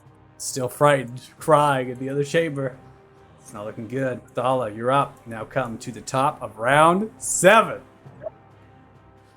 Okay, I'm gonna run towards the altar and yell at Elise, "Hurry up! Finish this!" I'm gonna run towards this creature, point my hand in his face, and cast Toll the Dead in his ear. Okay. Bad roll. Creature is going to fail this one, takes 5 points of damage dealt, as it is going to succeed on its concentration check, still maintaining the fear upon Ezekiel. Gonna intersect him, stand in front. And I'm gonna give advantage to Zell. And that's the end of my turn. All right, Zal, you've seen what apparently you don't have any friends, but 2 of them are down, as you are now being helped by Heavy as it lands on your shoulder. Okay. Since I have advantage, I'm going to target the dark one with a good old firebolt, which I have advantage on. So You do? I don't think I need to, but I'm gonna roll again just in case I get 20. You're gonna crit fish. Crit fish it! Okay, yeah, just take 17. All right, I'm gonna take the 15 highest 13. damage roll. I'm gonna take the highest Okay. damage roll. You're welcome. That is gonna be 15 points of fire damage just as it crashes into the backside, chipping off of its shoulder, ending its concentration. Ezekiel no longer frightened. Great. And I'm gonna run a few feet back, so I'm as far away from that big fucking thing as possible. All right, Thea, please make a death saving throw.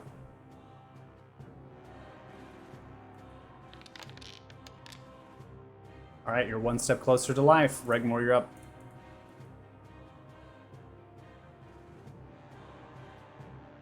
Oh, goody.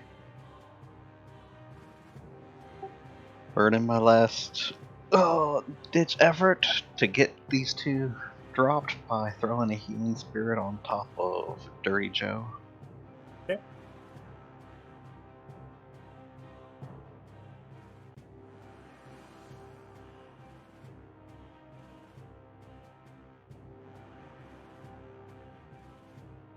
All right, so you're calling forth in the 5-foot cube. So whenever you or a creature you can see moves in the spirit space for the first time, or on a turn or starts its turn there, you can cause the spirit to restore 1d6 hit points to that creature. No action required. As a bonus action, on your turn, you can move your spirit to 30 feet. So no healing is going to be applied right now, as that spirit is just coming to at this stage. And I'll prompt you to roll that d6 upon the start of Dirty Joe's turn. Copy that. And then I'm going to move away from the thing that's been dropping everybody.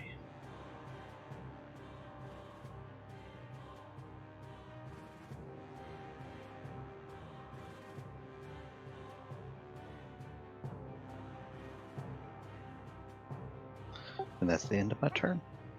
All right, breaking line of sight, Regmore, as the creature looks towards Zell. As it does, it moves its movement speed, still has 5 more left, lowering its head down to gore and impale you, Zell, as it comes in for a bite. 12, which misses, stomping down. You can get out of the way of it, comes in for the sword, yelling up into the air.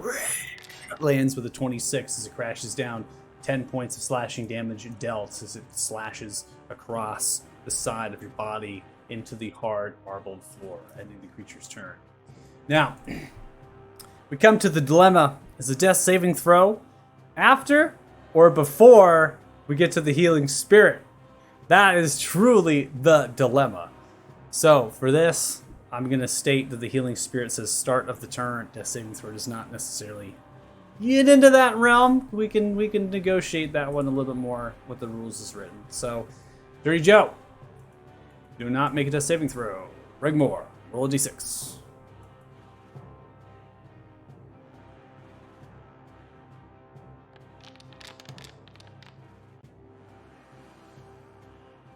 All right, prone but alive. Rejuvenated. Man,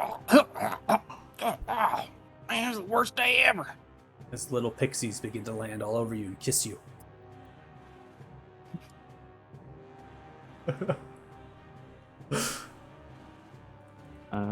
Yeah, so I'm alive. I'm just gonna get up. Oh, actually, you know what? Seeing that Thea's right in front of me, can I still cast, can I cast Cure Wounds while being prone? You can. Oh, okay, then I'm gonna do that. Come on, buddy, we still got people to kill. All right, 6 points to... Okay, both of you are up. You are prone and conscious together. Prone, somewhat grouped together on the space of the white marble floor, blood pooling all over you. You are alive. Whew. Like looking Um, around, like hate it when that happens. Can I still try to get up, or is that it for me? Half your movement speed to get up. Okay. Oh, did I click it again by accident? So you've got half your movement speed here, and then you have half of your movement speed left, so you can still move. I don't think I can't still attack, can I? No, use your action to use Cure Wounds. Yeah. Okay. Yeah, I can't really think of anything else to do or anywhere else to go, so I'm just kind of hang out here with Thea. Okay. See if I can help her out in any way. In turn. All right, come to Elise. As Elise continuing to channel, the mirror itself become frozen solid. As Elise slowly turns towards you, Athala, it will be a moment more, and then we will bring forth that which will put an end to it. Come to the Dark One as the Dark One raises a hand outwards as it throws a last-ditch effort, whispering as it does towards Elise. This energy penetrates into Elise's mind. Elise shakes it off, does not succumb to the effect. The creature hisses, shrieks in anger and fear, and swallows the creature as it took its action to do so. It then is going to maintain its position. Ezekiel, you're up. Right. Movement, act dash. Oh, everything's going fine. I'll just shout over at that Tenrock in Abyssal. Hey, ugly! You want to fight? And that's all I got. Oh, actually, bonus action. I'll take a potion of healing. That'll be good.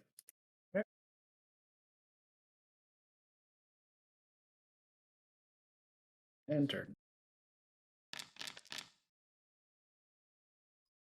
Right. We're going to end turn. So looks like you got 7. I'll put that onto you. There you go. And we're going to come to the top of round 8. Thala, you are up.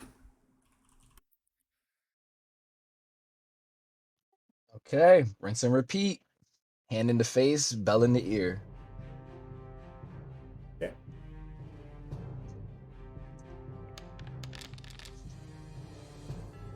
Is going to succeed with a 17. Does not take the effect. Creatures have high wisdom saving throws. All right, I'm just gonna yell back at Elise, "Hurry up! This is bad."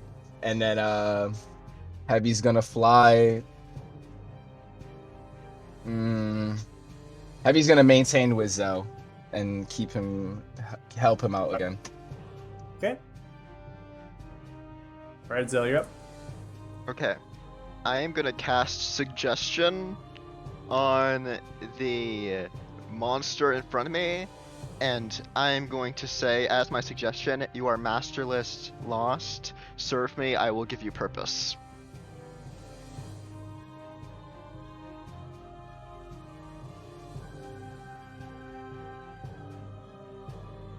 Okay. Succumbs to suggestion as it does. It turns and looks, breathing ferociously at the rest of the group. Go for the dark one. Turns and looks towards the Dark One. Ending turn. Unless you want to move. Your choice. I'll move over here. And that was your date, right? Yeah. Okay. You're pretty much finito. I think you have animal friendship left and cantrips by your going. Yeah, I've used pretty much all of my things. All the wizards out. All the wizards tap. Okay, Thea, you are prone on the ground.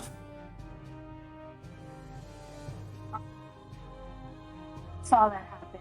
Saw it look toward the Dark One like it was going to attack it, right? I'm going to state with your insightful fighting, you would be able to figure that out, but not just from just your passive perception. But since you have insightful fighting that lasts for a minute, you're able to understand that the tactics of the creature's change, body position is facing towards the altar. The issue with that is your perception of it facing towards the altar could simply because it's changing targets. It has done it numerous times. It could be going after Reg, it could be going after Thala. Because you have insightful fighting, you know that it has succumbed to something that Zell has used. Yeah. I'm trying to determine if I would deduce, because it didn't continue going after Zell, if I would think that my friends at this moment right now are safe. It's a lot. That's a You know lot what? to unpack in Yeah. such a small time. Me and Joe are about to die, so I'm going to cast Cure Wounds on him. Sharing the love. He's gonna go next. A little bit of a romance happening here. It's healed themselves in the corner. Get him up. Get him up. All right. I'm going to bonus action take a potion of healing for myself. Okay.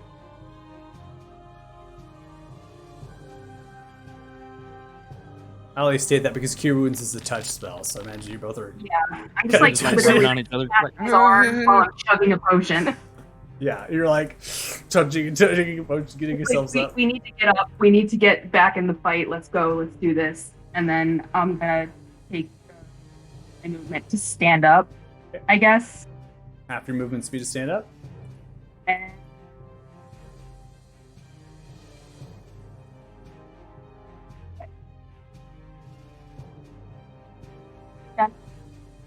Okay, we're gonna end your turn there. Come to Regmore.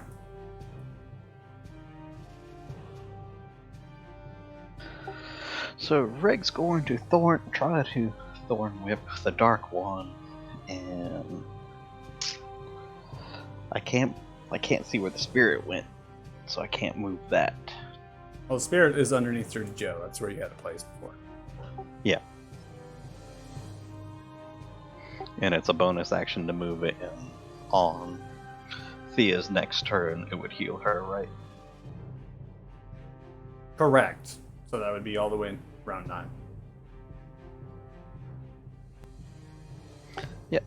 Thorn Whip, and let me look.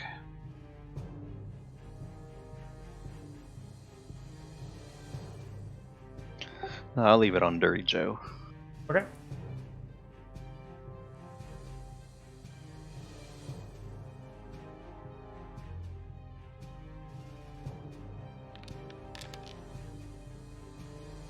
$13, it's not gonna land. Just whip across. The Dark One move and sidestep out of the way. You know, we've had like the worst luck in this combat. Seriously, Horrible. man. I'm just happy I pulled off my brainwashing. Yeah, dude, that seriously might have saved us. Good job. And into my turn. Alright, and your turn will come to the creature as it yells out, moving its entire movement speed, comes up to the Dark One, roaring. As it comes in for a bite. Nat 20 as it lands, does 20 points of damage as it raises the Dark One into its mouth, into its horns, is dealt, and the Dark One explodes. As it happens, it breeze comes to Athala, taking its movement to go further, taking the death of that creature, and breathing intently, pumping, goes in for a great sword strike towards Athala. 17 is going to hit, as it does 13 points of damage, smashing down to Athala. It then is going to turn and look towards Uzel.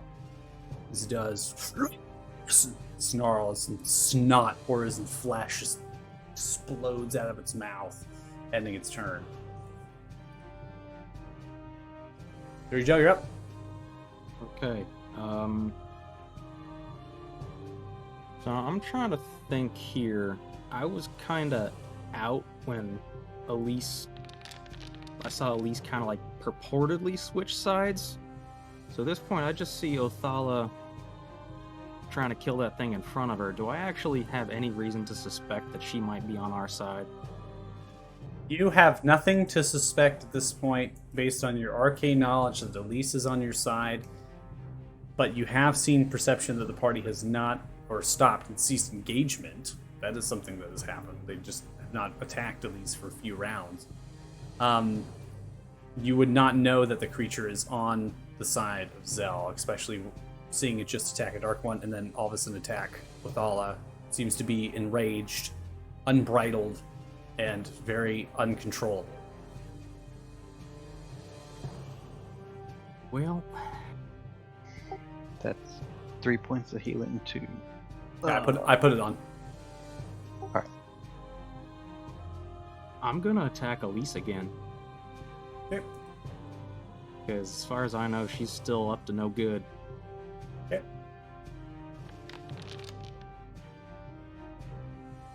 Whatever it is you're doing, stop! 5 lands. 5 points of piercing damage dealt. Flies into the shoulder. I'm gonna attack again. Let's see. At 20 comes through.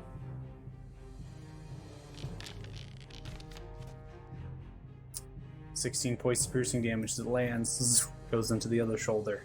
See them fall down to the knees.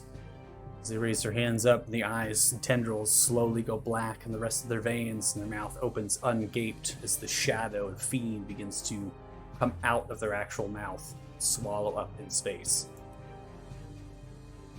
Well, that doesn't look good.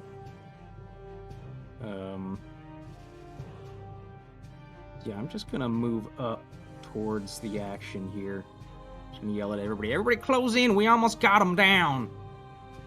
And end turn. Ending turn, we now come to release 2 arrows, holding the effect as the shadow begins to enthrall, compassing. You see many of the lights themselves become diminished in space as they do. I'm going to go ahead and pause this particular.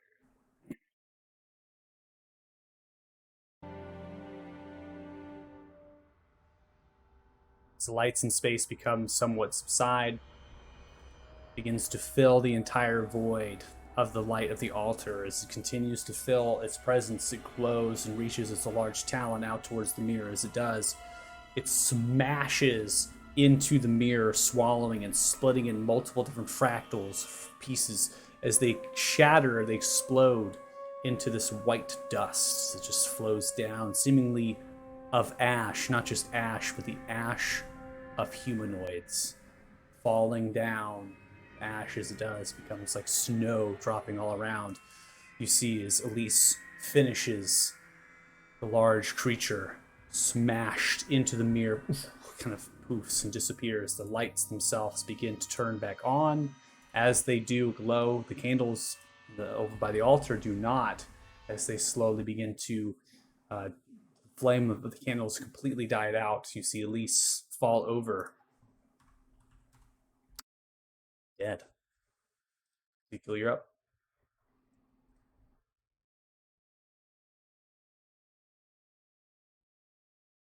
I'm gonna movement and action dash.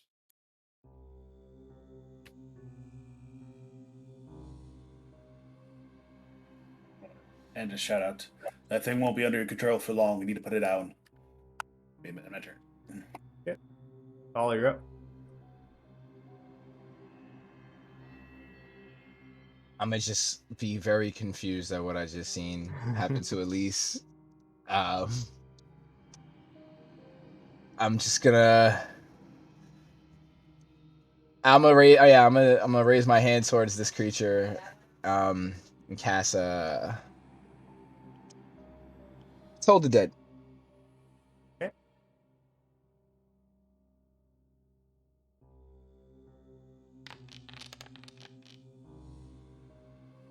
Horrible. Creature is going to fail, succumbs, takes 2 points of damage, and after that, taking damage, the suggestion no longer effective. And then I'm gonna have Heavy fly up to it, and impose disadvantage on its next attack. Distract him. Flying monkey is pretty distracting. Okay, so you're going to try to, let's see.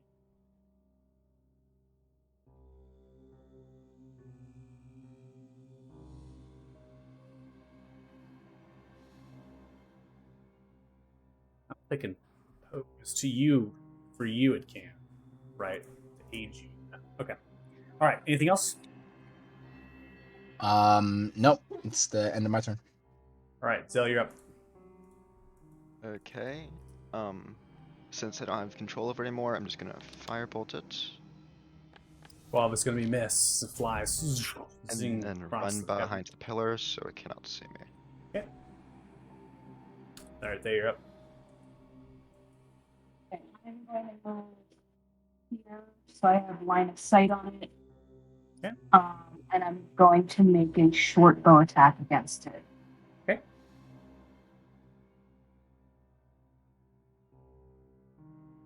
Should get sneak attack also.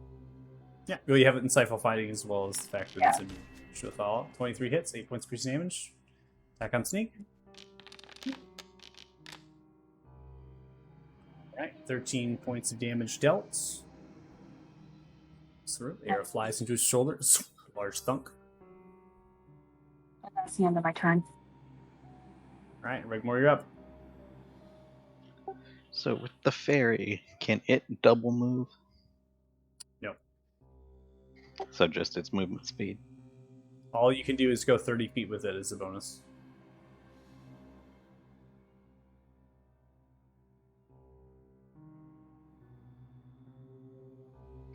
I can't get it to move. I can't Where do you, target where it. do, yeah, where do you want to put it? You can't target it because it's a template. You can go to the template and then move it from there, going for the tool there. So it's that 90-degree angle. You can click that, and then you should see that there's a little bit of a box that you can click and drag it.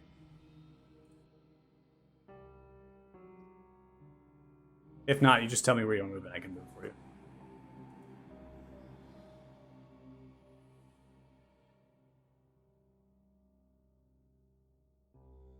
Right here? Try to move it to Ezekiel or Yeah, pick Dirty Joe. your choice. Which one? Dirty Joe. No love for Ezekiel, huh? Alright. Alright, so that's your bonus action? Yep, bonus action. Then I'm gonna peek out and try to, thorn whip until I hit something on the Okay. demon. Thorn whip away.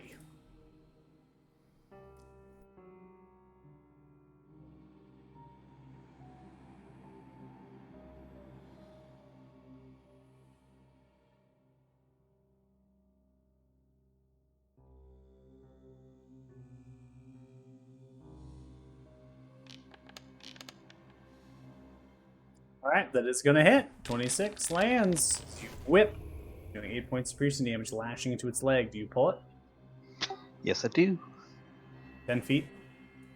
Yep. And then I'm dunking back behind my pillar. Yep.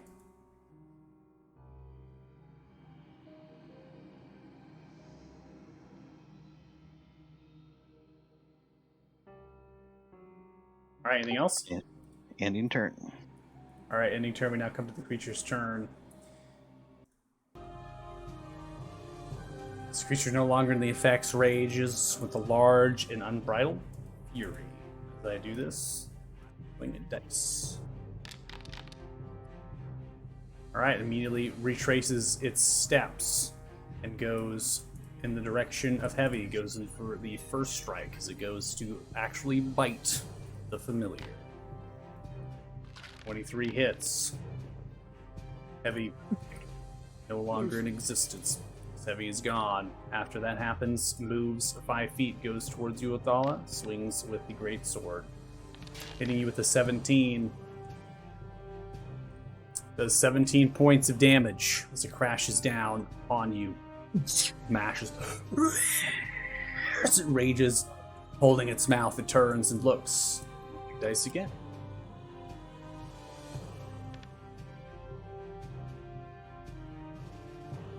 Sniffs the air, vaults and jumps over, lands on the other side of the pillar, holding on to it, clutching as it does. It's going to take its bonus action after dropping Othala to the ground, go in for one more gore attack. As it does, it tries to pin you into the column.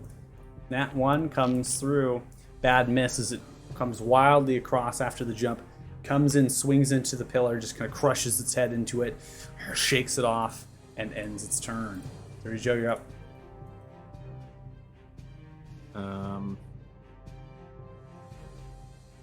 Well, I'm just gonna kind of peek around the pillar. I'll move over into this general direction. See if I can yell at it, "Hey, ugly, get over here!" Okay. And I'm gonna shoot it. All right, fire away. 22 hits. And it's 8 points of piercing damage as it does. It crashes into the shoulder. Shoot him again.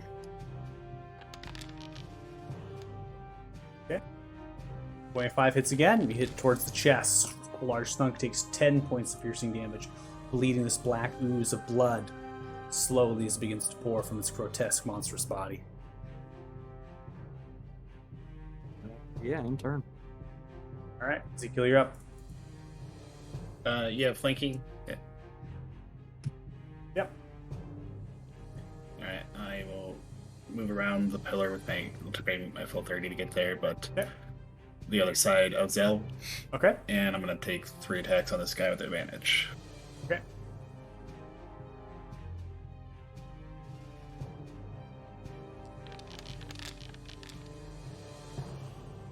All right, first strike 14 is going to land. Comes in 10 plus 5, 15 points for the first strike. So you club into its shoulder, turns around, roars up at you, snarling, spit flying from its mouth.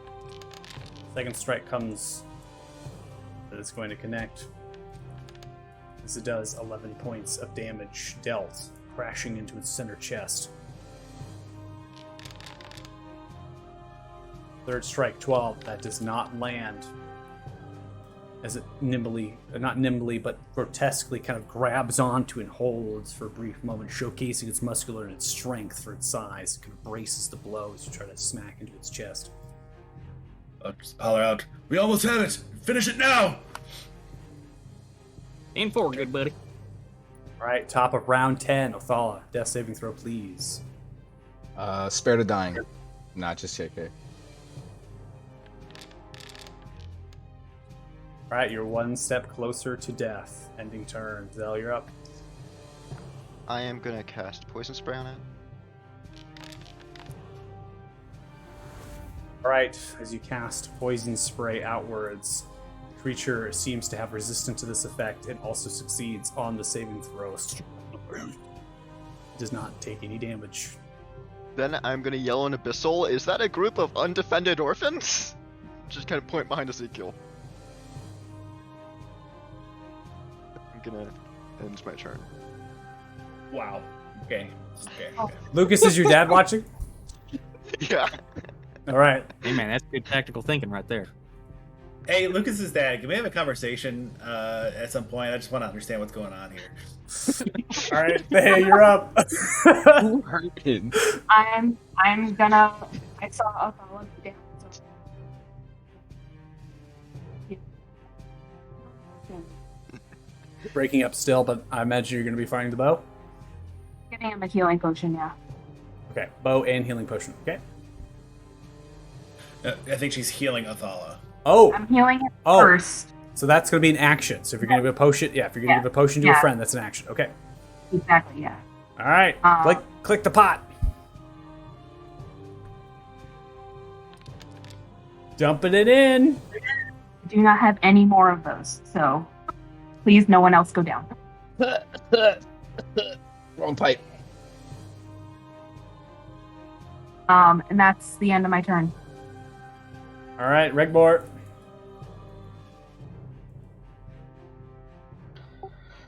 Oh.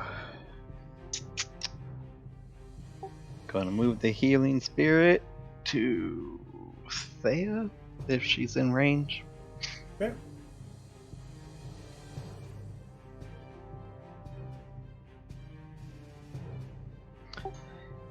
And moving out of my pillar towards them and ending my turn there.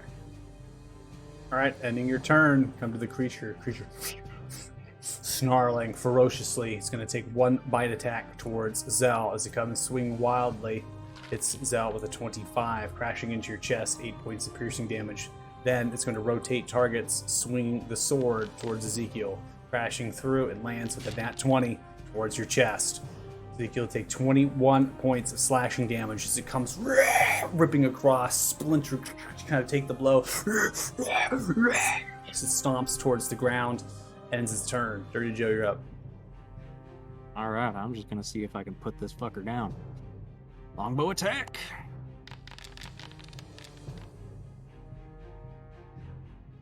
22 hits. 5 points of piercing damage. Land towards his chest. Takes here, breaks it. Snarling. Oh wait, it says my Slayer's Prey is on still. Do I have to click it every time I shift? You have to enemies? change the targets. Yeah, you have to declare it. Well, I guess I'll do that for the second one then. Attack again. All right. All right, go ahead and I need you to manually roll the Slayer spray damage because it doesn't look like it passed over. So Which dice is that? D6, right? As far as I know. Yeah. Memory serves Yay. me correct. All right, 12 points of damage dealt. How do you want to do it? How do I want to do what? How do you want to kill it? How do I want to kill it? All right. Look it right in the eyes and say, "You might be the one that I stare at when I poop in the morning." Shoot it right in the heart. Shoot right in the heart. Okay. Catchphrase. Can I get a T-shirt with that? Lands into the heart as it takes the arrow, drops the sword. As it does, it falls into the ground. As soon as it falls into the ground, it splinters in ash and fire as it begins to dissolve. The creature falls to its knees, raises its hands as shackles sprout from the actual ground, cupping into its actual forearms, its wrists, pulling it into the earth. As it's pulled and sucked into a space and crack. As the crack begins to heal, that is the end of combat. Oh man, I don't even get to keep its head. Oh my god. I wanted its skull. Oh Christ! All that for nothing. Nothing left. Teleportation is great. Victory! Now, That's a close one, guys. now ending That was a real close one. ending the fight, it becomes apparent that there are actual humanoids within the doors. These iron-barred cells, their hands reaching outwards, all 6 filled. Oh, thank you! Begin to yell outwards through small holes, the iron-barred doors. There were people here? Okay, I'm Oh, gonna alright. check the Prisoners? Duke's body for cool stuff. All right, Mm, before good we idea. get to anything else, I am roasting. It is so hot in here. I need to refill my water rag. Oh, it's so hot. We're gonna take a break. 10-minute break. Sounds good. Sounds great. All right. So if you're watching the stream, thanks so much. Really appreciate it. We're gonna go ahead and state for the record, the disclaimer, if you will: no orphans were harmed in this stream, and no orphans will ever be harmed in this stream. We really Zellentrack, yeah. appreciate your watching, and thanks so much. We'll be back in 10 minutes or so. So about, what is that? 6:18 p.m. PST. All right. I mean, what is better for catching the attention of a bloodthirsty monster?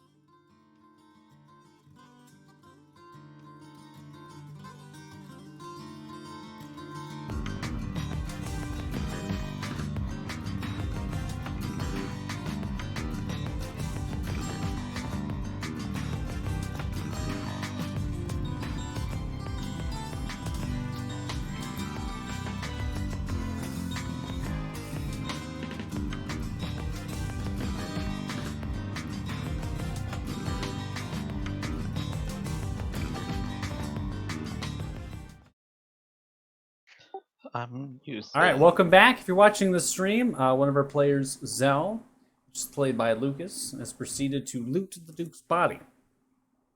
He has some Everyone? cool shit. Moment of silence. Oh, for the orphans? I don't know. I wasn't gonna go there, but apparently we're going back to that. For the orphans, yes. For the orphans. All Are right. these Well, prisoners, are they like civilians or what do they look like? they look to be the commoners. I'm just gonna go ahead and lock the doors so you can see inside. As you would kind of have vision potentially here of seeing them. You can see that they're a random assortment of commoner trade folk that potentially have come from caravans or other sorts of wagons, and they're looking towards you as they're yelling for help. Help me, please. One of which is a miner, just innocent. Is there keys or anything around her? Yeah. No keys you can see hanging on anything over by the pens. Zell, as you begin to loot the Zell, as you begin to loot the Duke's body. First, you do find a key ring. There does appear to be a key ring with the key that seems to go Okay, to I pocket that all for of now. the cells. Going. Pocketing the keys. All right, there. Go ahead and make a lockpick check. Thieves' tool. Let's go. The 6 is for Thea for the last charge of the healing spirit before it's dissipated. Thankies.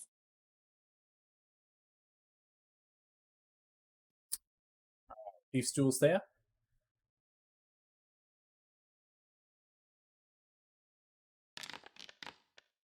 All right, 21. I'm going to take it for all of them. No worries to continue to roll through. See it step out. Thank you so much. Another one steps out. Thanks. Thank you. They all kind of now sidestep out of the jail cells here. As you notice, they are doing good. Inside of the cells, now opening them, seeing further, you see bits of blood that is kind of caked within the stone floor, and other sorts of bits and scraps of tissue and other sorts of hair. Where y'all from? We'll make sure that you all get to safety, but just stay here for a moment and rest while we gather ourselves, and then we'll. If I'm sorry, Joe, you said something. No, I was just asking where they were from. Yeah. Turns to look directly towards you, Joe. I'm from Othiba. I trade in cabbages. Got any on you? No, I was selling my cabbages in a rock, and they attacked me. These dwarfs and these others that were cloaked. It was scary. Well, damn. After all that, I could sure go for a snack right about now.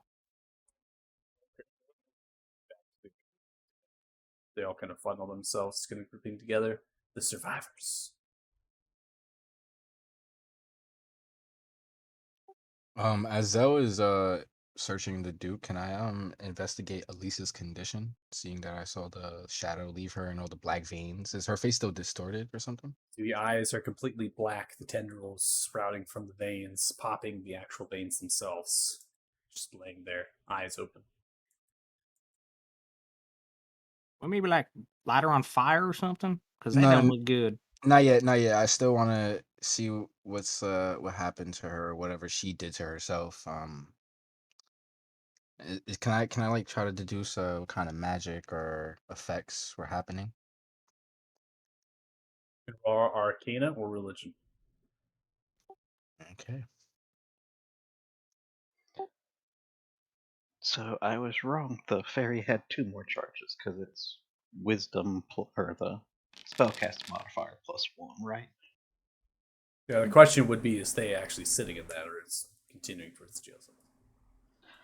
I would have sent it to heal Othala and Zell. Okay. Whoever Roll stayed closer. Sure. Roll a d6.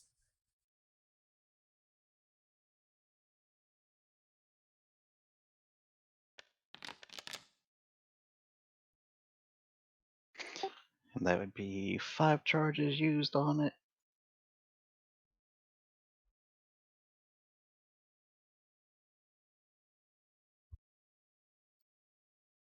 You use the last one, Yep. I'll pass it over to Zell. Yeah. How about that?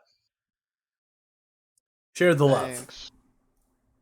Thanks. And man. then I'm gonna sit down. If we're gonna take a short rest here, rest up. Reg's gonna start preparing food for us and the prisoners. Okay. Find a spot on the white marbled floor and go to work. All right, follow with the 10. Zell, I need you to make an investigation, please.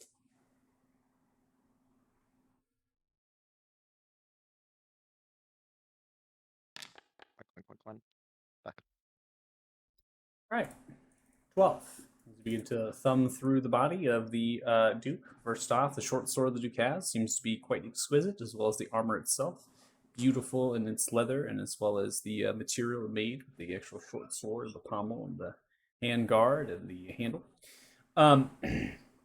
Going through, the clothes have been kind of torn up from the fight themselves, and the Duke, obviously with the keys, has a leather purse there filled with what seems roughly 17 gold pieces. Not much, just kind of pocket change carried with.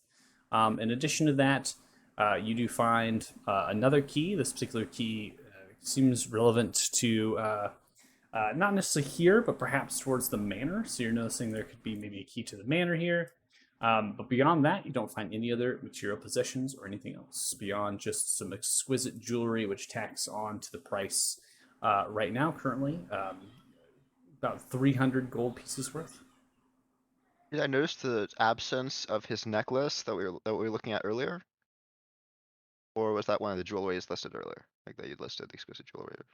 The jewelry piece is still there. Yeah, that's exquisite jewelry. 300 No, gold but pieces. the necklace, like the magic one that we were. Was that the exquisite jewelry? Because he had a lot of stuff. Was it? Is that just like his random rings? What do you know? The question is, what would you know about that in relation to that? So for you, in your determination, right, you've had conversations with your party members and things, but again, this is your direct investigation of what you're looking for. You are able to find exquisite jewelry, and the exquisite jewelry does happen to be the amulet. But to you, it's Because just exquisite jewelry. no, I remember that I noticed it was magical. So Yeah, but you, in a sense, but for you, I'm saying that it would be exquisite jewelry, and you don't know particularly what right magic it might hold. oh, okay, I see. So I to see. answer your question, I'm telling you that it's there, but you would categorize it not in the way that you're categorizing it, because I think you're pulling out of a hat here. Great. Now I'm gonna check if she has a ring. I mean, if this guy's a noble, he probably proposed to her. Maybe she has a diamond ring. You find no rings or amulets on police. Make an investigation check. Follow with the 10 Eight best. Arcana, doing your best you can to understand what has happened here. Seems to be some sort of summoning, some sort of ritual. There's many different kind of artifacts and trinkets that have been used, that have been destroyed in the process of what Lise has done. The book itself, it's a small looking kind of handbook, if you will. It's kind of disguised and hidden with a blackish leather. Written in Abyssal is many different words, one of which is not. It's written in Common, seems to be a letter, and is almost stamped in as the first page within the book. Beyond that, you're unable to discern much about what has happened here. 23 investigation, looking through Elise's body, you find nothing but a small pendant hidden away, tucked in a small pouch that is strapped to the left thigh. Inside of the pouch, and this pendant, as you pull it out, it's a necklace, is a small photo, kind of a painting of a human male, slightly darker complexion and black kind of hair that's a little bit long and braided, going down to the mid back, wearing nice regal clothes, and then a child that resembles that of a younger version of Elise inside. I'm gonna pocket that, but in a place so that I don't sell it. Like, I'm gonna kind of be like, okay, this could be important later. So I'm gonna put it away, but not like as something I wanna sell or anything like that. Okay. All right. Does anybody have any reason why we shouldn't light her on fire? Yeah, light them on fire, but maybe like move them away from the altar. They did some ritualistic things. Never know what Yeah, I can don't wanna happen. accidentally summon a demon, so yeah, let's move the away from the altar, would be like them on fire. Yeah. Oh, Regamore. How far is your, you know what, never mind. He's cooking. That's evil. Don't be evil. I remember that. Okay, yeah, we're good. Yeah, so we're just gonna drag these guys down in front of the stairs, I guess.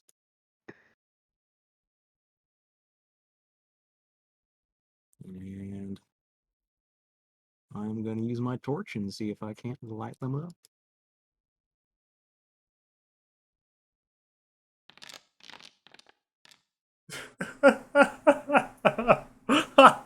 God.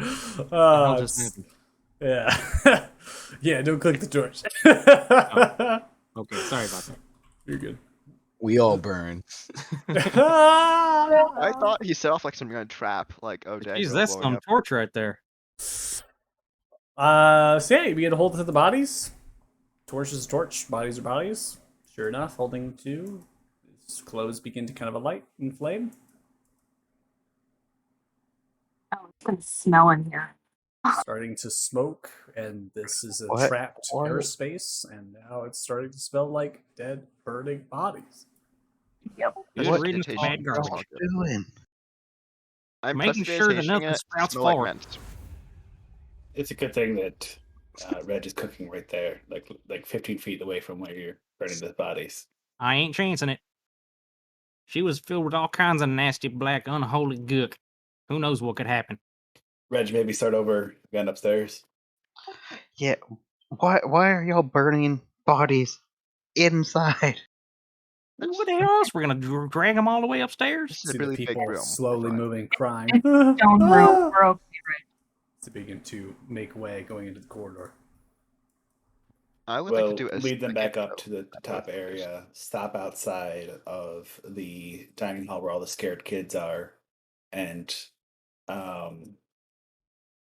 putting my mask back on, not as a Duke anymore.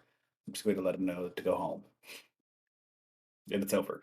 Before we do that, I just want to check can I open this door right here? Hey guys, there's a side passage. Want to check it out? You Now got that it, they're- Joe. Now that they've been cremated, I'd like to kind of go through the dust to see if there's anything that didn't get burnt, like maybe I'm like some following grain. How Oh my long? God. You got Hold everything, on. Zell. Hold on. How long do you think it takes to burn a body? Ah, fair point. It's not an instant thing. Well, all right. Okay. Goodbye then. Damn it. All right. Much So easier to the, loot so when the there's just a commoners, zombie. as you hold on, everyone's moving on once, talking on once. I'm gonna pause it. Yeah, I'm gonna be at this. Okay, calm down, everyone. Take a deep breath. Repeat after me. I'm alive. It's okay. It's D&D. I'm alive. alive. It's okay. It's D&D. D&D. All right, sounds good. So, Ezekiel, you lead them upstairs. Tell them it's done. They kind of funnel up into the cavern above, right? That one cavern, and begin to kind of collect supplies and a little bit scavenge and look for things. And they're really taking ownership potentially of their own survival, right? And being in captivity for some time, it seems. Many of them are eating food and scraps and whatnot. You notice that the movement and shutters of the actual dining hall that you approached previously and spoken with, they have barricaded that door. So they're kind of hearing the noises of movement steps, and so you're hearing whispers through the door as they're kind of, is it done? What happened? Are they there? And they're kind of like talking amongst themselves and things as they block themselves into the dining hall. Your Duke is dead. This trade is over. Go home or go somewhere else. I don't want to have to kill you all.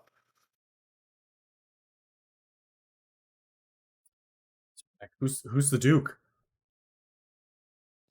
Your master. My master's dead? Are you a Taldar?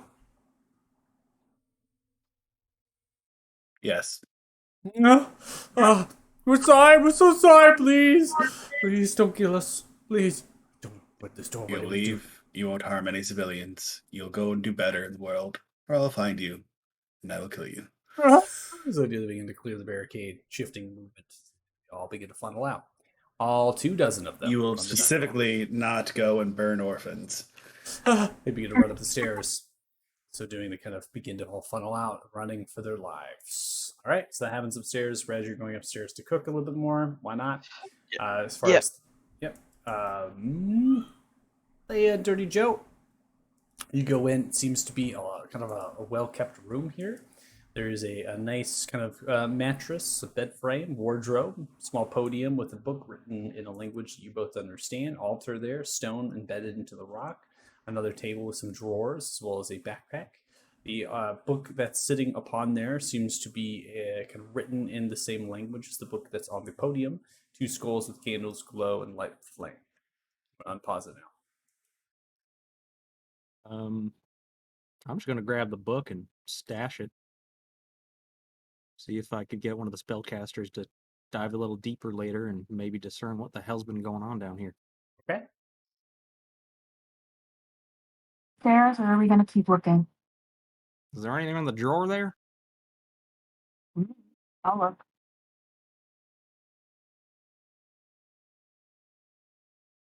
Okay. Going into the drawer, looking about. From when you can understand in the actual the more of a it's a wardrobe. Is that what that is? You're noticing there's many different clothes in here, outfits of a variety. It seems that there are just different dresses. There's kind of tunics, there's shirts, there's pants, there's boots. Whole variety here. They like Elise's size. No, they're a ranging of different sizes.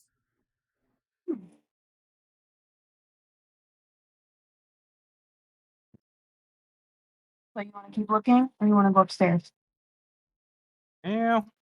Let's just check one more room, see if there's anything other than a bed space. If not, we can go join the others. I'm gonna yell at Othala, hey, are you gonna take a look at the altar, or do you want me to do that? Do you want me to do that? Not to metagame or anything. That's what I was gonna do when y'all all left. Yeah, I waited for everybody to leave so I could just look at it. No, same thing. I assume it's the same kind of book. Yep, same kind of book, different as far as you don't understand the language, but you know what the context is different. All right, let's get out of here. I'm raiding the mess hall to cook. Nice.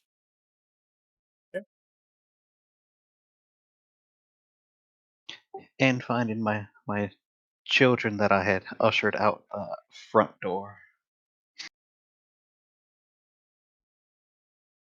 So are you going up to the cavern to finish cooking, or are you going into the actual dining hall to finish cooking? First, I'll go up to the entrance where he ushered the kids, or the first group that we had surrender, to let them know it's all clear. That, and then Reg's going to usher them down into the mess hall. Well, they're getting so now that Ezekiel has done what Ezekiel has done. I mean, they're getting pushed off with the rest of them. So they're all kind of funneling out of the mining, that kind of odd mining house, right? That's where you left them. So Yes. they're all kind of leaving the dining hall, grouping together into the odd mining house, and just running. They're just running away. Oh. Reg was going to explain to them that they need to go report into Palu and tell him what they did and accept whatever punishment they get. They're all going to be sex slaves by the week's end. Just running. Whoa! What? Haley is one dirty horn dog, dude. He flirts with everybody he sees. That coming? They're all underaged. There's a wide chasm between flirting with people and sex slaves, right? All right. You don't know what he's capable of. So He runs this town. We're gonna pause that. Nathal, you're looking at the altar. Yeah, not really touching anything, more like just giving a once over visual look, trying to like if anything make a comparison between what I seen in Balregar's gate type of thing, since I see like this was possibly another type of gate. I want to see if I can make any connection or anything like that. There's no relation to this type of magic that Valmir was doing. You can understand. Okay. So then can I see what type of thing this is on its own? Well, you had the Arcana check. I'm taking that check with what you're discerning about what has happened here. Oh, with the lease as well. All right. So in that case, I'll just walk off the altar. And as I'm funneling out, I'll just look at the Duke. Kind of think to myself Fire about how we're burning. both. Yeah, fire burning, just watching the body burn. Just thinking to myself like, this could have been either one of us. I don't know what this chosen thing means, but I'm glad I'm alive for this. And then I'll just walk out and go back upstairs. Okay.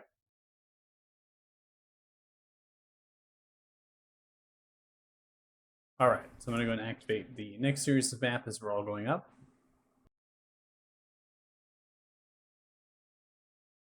Just put you on the level, but it seems like we're kind of all over the place. So just kind of not really having the maps and changing them and shifting people around. There's really no need for that. So at this stage, the doors of the dining hall opened, right? The individuals have cleared out the barricades and the tables that they've used, kind of thrown about. In the particular dining hall space, it's a long rectangular chamber with ovens and prep areas at its backside, slightly elevated, and then a well as a storage area filled with food exists over here, the actual tables, and then this particular area here. So kind of mucking about the actual cavern itself, the actual commoners and the people that still, right, that they were kind of taken captive, they have headed up into the cavern space, so the level above here, right? So they're continuing to kind of scavenge for food, scavenge for supplies, things that they can use potentially in the journey on the way back, because it is a decent and far journey. They know this, so they have recollection potentially, or they were conscious when they were taken captive, and they understand how far they've actually traveled, potentially where they need to go. The rest of you, the only real question I have to ask is where, right, what exactly are you doing, and where are you all kind of grouping together, right, kind of thing? 'Cause it seems like you all are going on your independent treks and your things, but I imagine you're all traveling together back to wherever it is. Rocker. I think Ezekiel would advocate that after everybody does their thing here, we gather together in the hall, take a quick breather, and then evaluate how far away Harak is, whether we can make it tonight or not. Okay. It sounds good to me. I'm done Yeah, poking around tired. downstairs, She's so gonna I'm follow gonna go that. find Reg, knowing that he's got stuff cooking. I'm gonna take a look at some rooms, make sure there's nothing we're missing. Like, you know, Inside that room cell is an empty, a slightly empty armory, right? You imagine there's racks and sorts of things, bits and pieces of armors here, leather armor, stud leather, short swords, daggers. not bad at all.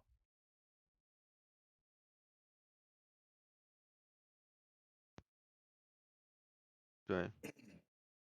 Eventually, once we reconvene up top, with everybody, Zell, what did you find on the former Duke? Oh, him? Oh, actually, did you add that to my inventory? Do I need to add it to my own inventory? I don't know exactly. What are you referring to? The gold? The gold I added, but like the studded, the equipment the Duke had, like the sword and the Exquisite armor. jewelry. You took all of it?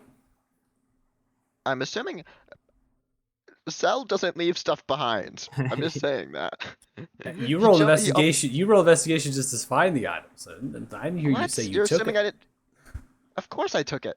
I almost jumped off a cliff to check a dead body. Of I course I take took this it. quite literal. All right. No. You saw the sword. You have, because you haven't identified what they potentially are. They're not in your inventory right now. Oh, okay. So But the I still have them? sword. Yep, you have a short sword, so leather armor, and you have the exquisite jewelry. Again, the exquisite jewelry and the gold pieces themselves, you can just add that on. It's just flat gold pieces, right? To your inventory. You don't have to. We don't have to go through the steps of being like you have 4 gold rings with gems in them and things like that, right? Because I assume you're gonna sell them. No, I want to take a look at that necklace. That necklace with magic on it. I'm taking a look at Silver that. necklace, white gemstone in it. So I'm gonna walk up to Ezekiel. Okay, so we got some studded leather. We got a really nice looking sword. We also have some assorted jewelry, quite a bit of it. We can make some nice money off of that. We can split it groups. It's I think about 300 in value, 6 ways. That splits pretty evenly. But also I found a necklace that me and I think Othala also was that we were eyeing up at the dinner with the Duke. Pretty sure it's magical. Might be linked to Othal's thing because it kind of looks like like Othal's stone a little bit. I think we should find some kind of way to identify what that is, whether that's be a spell or maybe like detect magic, to see generally what kind of magic type it has, and making an enemy wear it. Just, see what happens.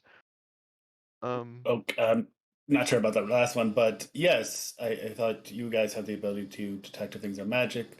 Why don't you just lay everything out to see what's magical? Everything else we sell or distribute as a group. Okay, great. Magical things. So I'm gonna go into the armory and I am going to, well, actually, let me check if I actually have that. Yeah, I'm gonna go into the armory. I'm gonna lay out all the stuff that was in the armory as well as all the stuff that Duke had, and I am going to ritual cast detect magic. Just to see Okay. anything specific. All right. So for the rest of you, it seems like you're all kind of piling into the dining hall. So you're not kind of going up into the cavern above. So it seems like you're all kind of meeting up and grouping together in the dining hall. Hey, just Ridge, you like- need help shopping? Sure, if you want. Certainly. I'm chopping vegetables. Yeah, I'm just in at the end of the hall, just fiddling with the gemstone, not looking at it, just like holding it in my hand. Okay. Okay. While Reg is cooking, he's going to look through what provisions they had in this little mess hall kitchen. So I'll make it an intelligence saving throw. Regmore, the kitchen seems to be well kept. Frying pans, crock pots, fruits, vegetables, 20. lots of things. Natural 20, voice echoes through your mind. Light, feminine, take it as it begins to pull in direction out the door, heading direction east. On the back. I'll freeze for a second and then slide out the chair, not even look at Thea, and just like kind of walk out the door. Continues to pull you further east as you do. You come to this space right next to Zell. As you step through, being pulled, your stone begins to glow. As you know, Zell is ritual casting, detect magic. Numerous items are laid out. Your attention pulls towards the amulet with the white gemstone from the Duke. I'm just look at Zell. Don't mind me. Just continue your ritual. I already kind of know what kind of magic this gives off. I'm gonna put the gemstone. I'm actually gonna cast Mage Hand and lift the white gemstone out while I hold the other. I don't want to touch it yet. Okay. Let's do with Mage Hand. You're lifting the entire amulet, or are you attempting to take it out? No, just the amulet itself. I'll just Lifting the amulet up. Zell. Been greedy thus far. Not that it's an open invitation, but I'm just saying. Seems like you've been very greedy. Just because Zell looted the body doesn't mean it's his to take or not take. We decided things as a group. Yeah, that's the thing. I Um, feel like if I took, like, it would just start a looting race so you could loot faster if we just took it. I mean, like, maybe if it's like a pocket change, the guy has 17 gold on him, you can pocket that. Like if you find like a magic item or something. But anything that's significant, you Yeah, want like to magic- talk and magic share with the item. party and make sure it goes to the right place. Yeah, like because otherwise it's just gonna become a looting war where we'll just run to the body first just to get what we get. A looting war, the worst. Alright, so as hell as you finish your ritualization of your detect magic, you notice that the leather armor, stealth leather armor, and the short sword are indeed both magical. Seems to just be enchantments. Right. And the amulet that is currently being dangled by Mage Hand stone, the stone itself appears to be magical. I put on the amulet. Mage Hand. Okay, I'm gonna ask Othala if I can try out the amulet to see if anything happens. Zell, this Wait, I'm gonna explain is to you. the amulet with the white stone? Yeah. Yeah. I'm gonna try it on. Uh, Or he can try it Don't- on. I just want to see what it does. Um, yeah, well, Isn't your color it seems green? connected to him, so why don't Oh, you, yeah. you try it? Oh yeah. He can try it. I just figured telling someone else to try on a magic item without first knowing what the magic does is kind of a trick move. So I was offering to try it first. But if he wants to try Oh, it, you sure, guys go are ahead. smart. You can't figure out what this does. Yeah. Well, I mean, we can. That's a spell we don't. That I don't have. I can just figure out kind of generally the school of magic, not really the I have exact. I have that spell. Don't worry. Oh, okay. Yeah, go ahead. Yeah. So I'll I'll bring the gem over. Yeah, this is more connected to me. I think it's the same stone of mine. So I gotta touch the stone to do this. So all right. I'll put the amulet on. I'm gonna back him up in case there's anything they need help Where with. is your current stone in position to provide? So my actual stone is like in my right hand, while I'm using the other hand to control the mage hand and bring the amulet over my neck. I mean, over my head. Hey, as you I'd like pull to, it, as you pull it over before your you get neck. there, Go for it. I'd like to put a hand on Athala's shoulder and just say, "Don't worry. If you go crazy, I'll kill you." I think restrain is a better option. That's reassuring. I said what I meant. Okay. Yeah. All right. So before I do that, Call me evil. Ezekiel, do me a favor. Just hold this. Don't touch the gemstone. Just hold the chain, real quick. Hold on. And I'll touch myself with my left hand and cast guidance. All right, Okay. put it on me. All right. So the amulet put upon you, as you do, it seems as though the stone within the amulet begins to become liquefied. As it becomes liquefied, it turns into a liquid as it begins magnetized and pulled to the stone in your current hand. As it does, the stone in your current hand liquefies as well. As they do, they combine, coming together. They begin to form a specific shape as they solidify once more. This particular shape is crescent, almost like a crescent kind of moon shape. As it does, it forms. Kind of lower your palm underneath it as it slowly subsides and drops within the palm. It is now somewhat translucent, no longer is it rough chiseled, and it seems to change its size within the shape to fit the palm of your hand. So I believe his stone has now gotten stronger. Wow. How do you feel? Kind of hold like a fist up to Athala's face. How do I feel, DM? You don't feel any different? I'm normal. I'm normal. Just as confused as you right now.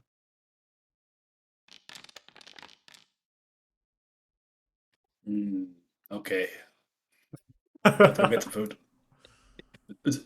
Was that like there's other magical things or? Yes, there is. The leather and the short sword are both enchanted. All right. I guess I'll do this one now. So I'll sit down in front of both of them and cast identify. This is gonna take a while, guys. Well, I we mean, can I get some think grub while you're doing I this. can probably. Okay, yeah, we could probably guess what they had though. But yeah, like, I'll go get some grub. I don't think we should guess. I think we should go get some food and let Athala do his thing. Athala, I'll bring you a plate. I'll Thank go you. and get Athala a plate and bring it back for him.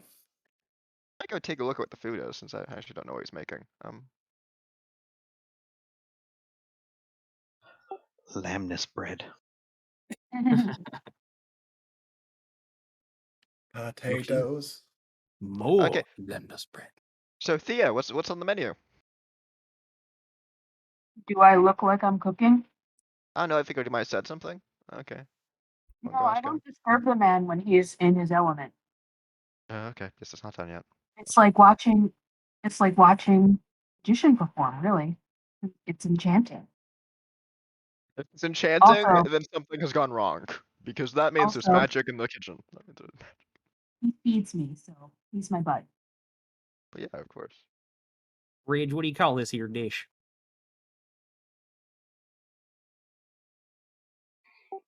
Yes.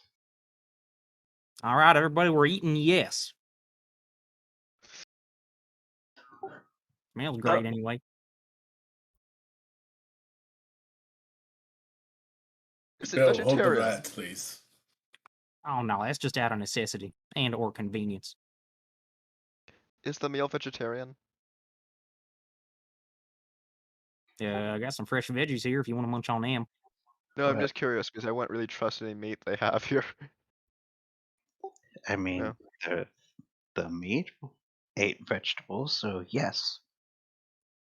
I mean, they have humans in cells. I wouldn't trust the meat here isn't human, so or humanoid at least. So be careful with it.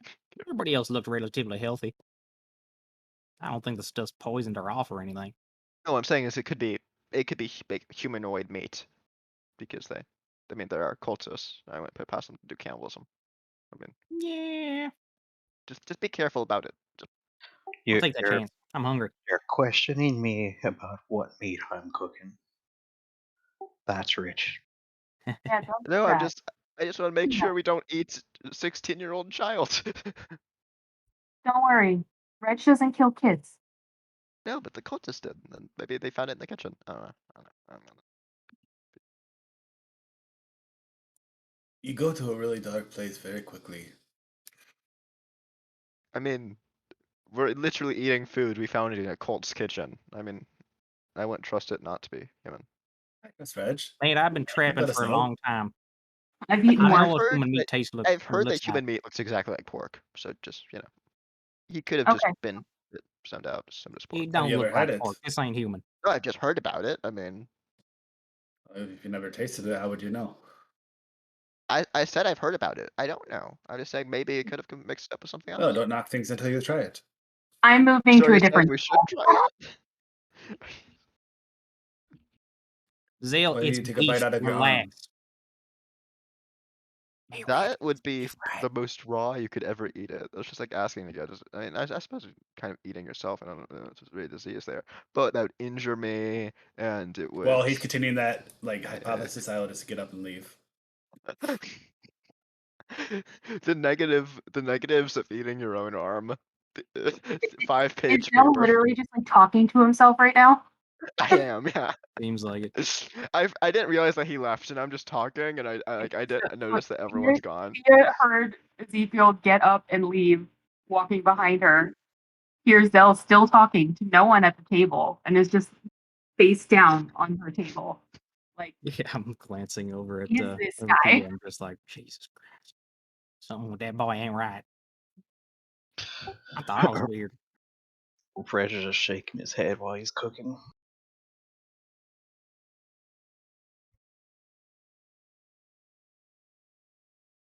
All right, well, at this point, take it we're all chowing down.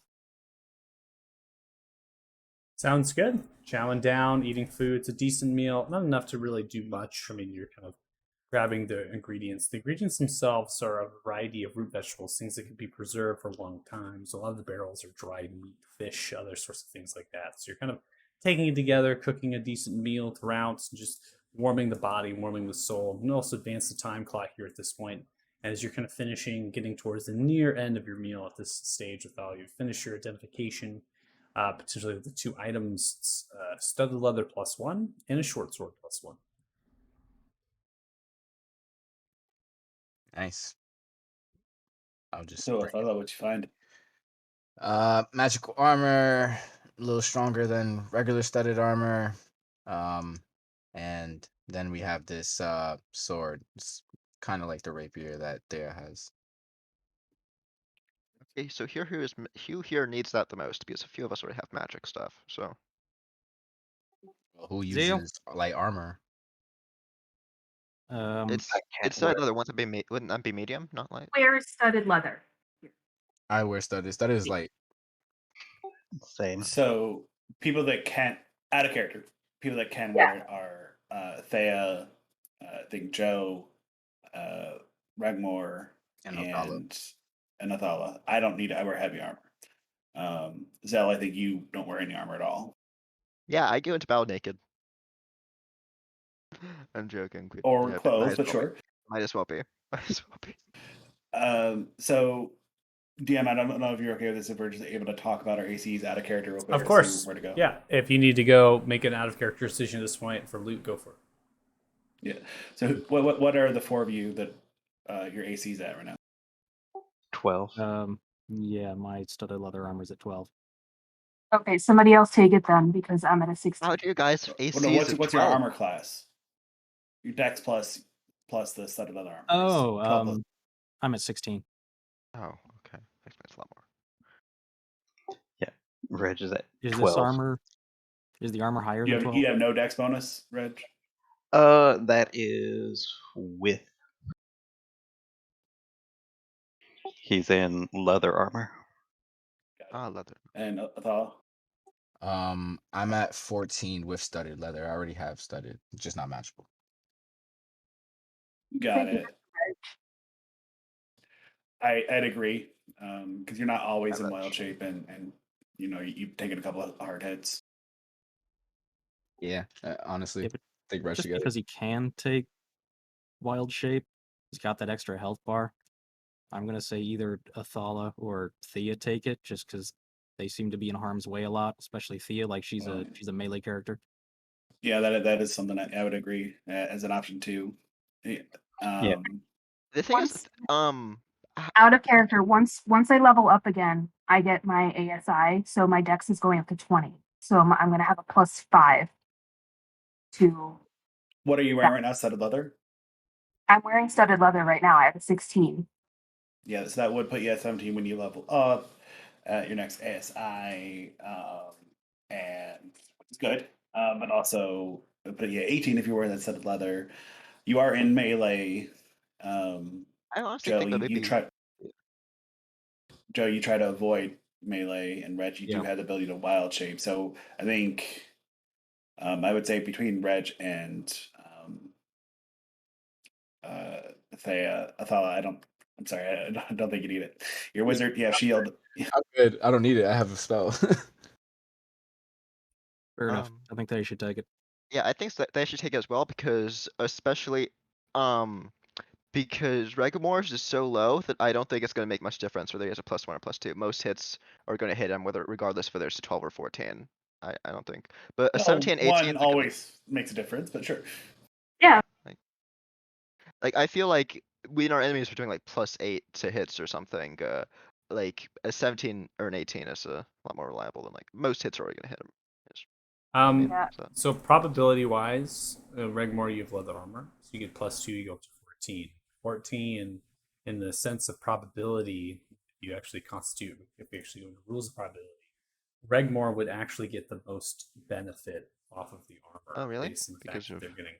Yeah, so I mean, they're going up +2 to their AC. I mean, just that in itself is going to double. I mean, the effect that's given. But then you have to also count into other factors. Is Regmore in harm's way all the time?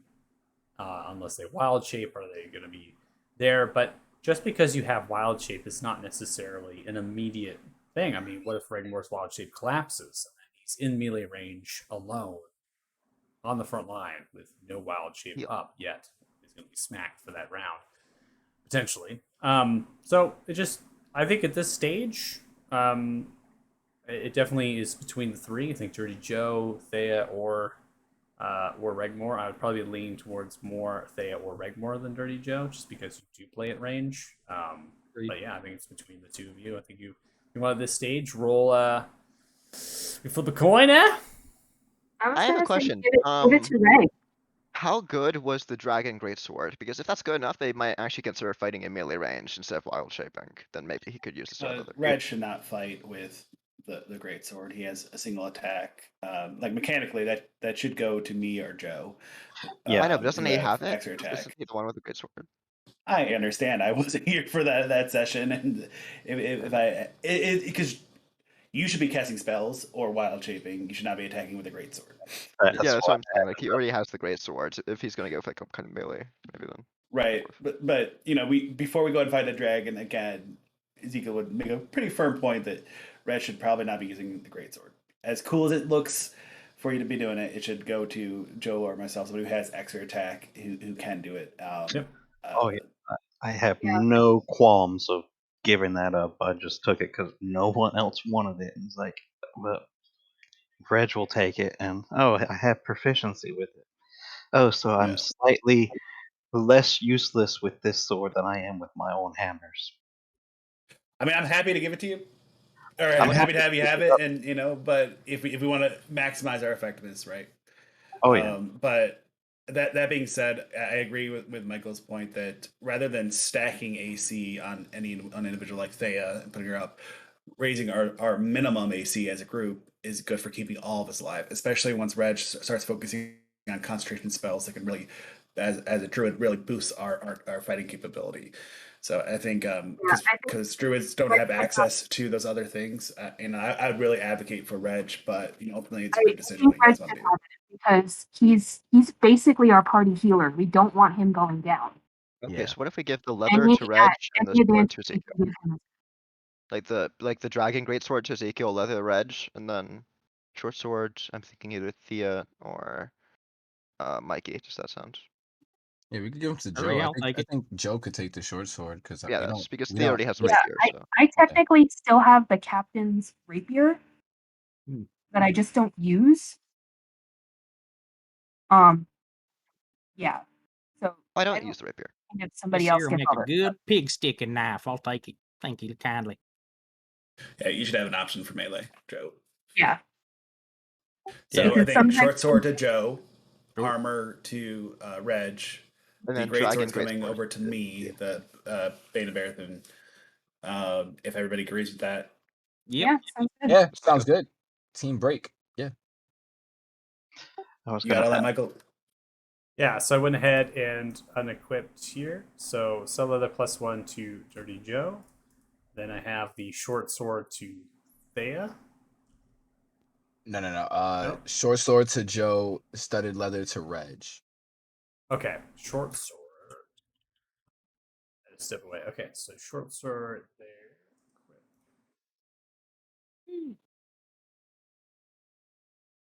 There, short sword +1. Equipped it into your inventory. Thank you. And then studded leather to Reg.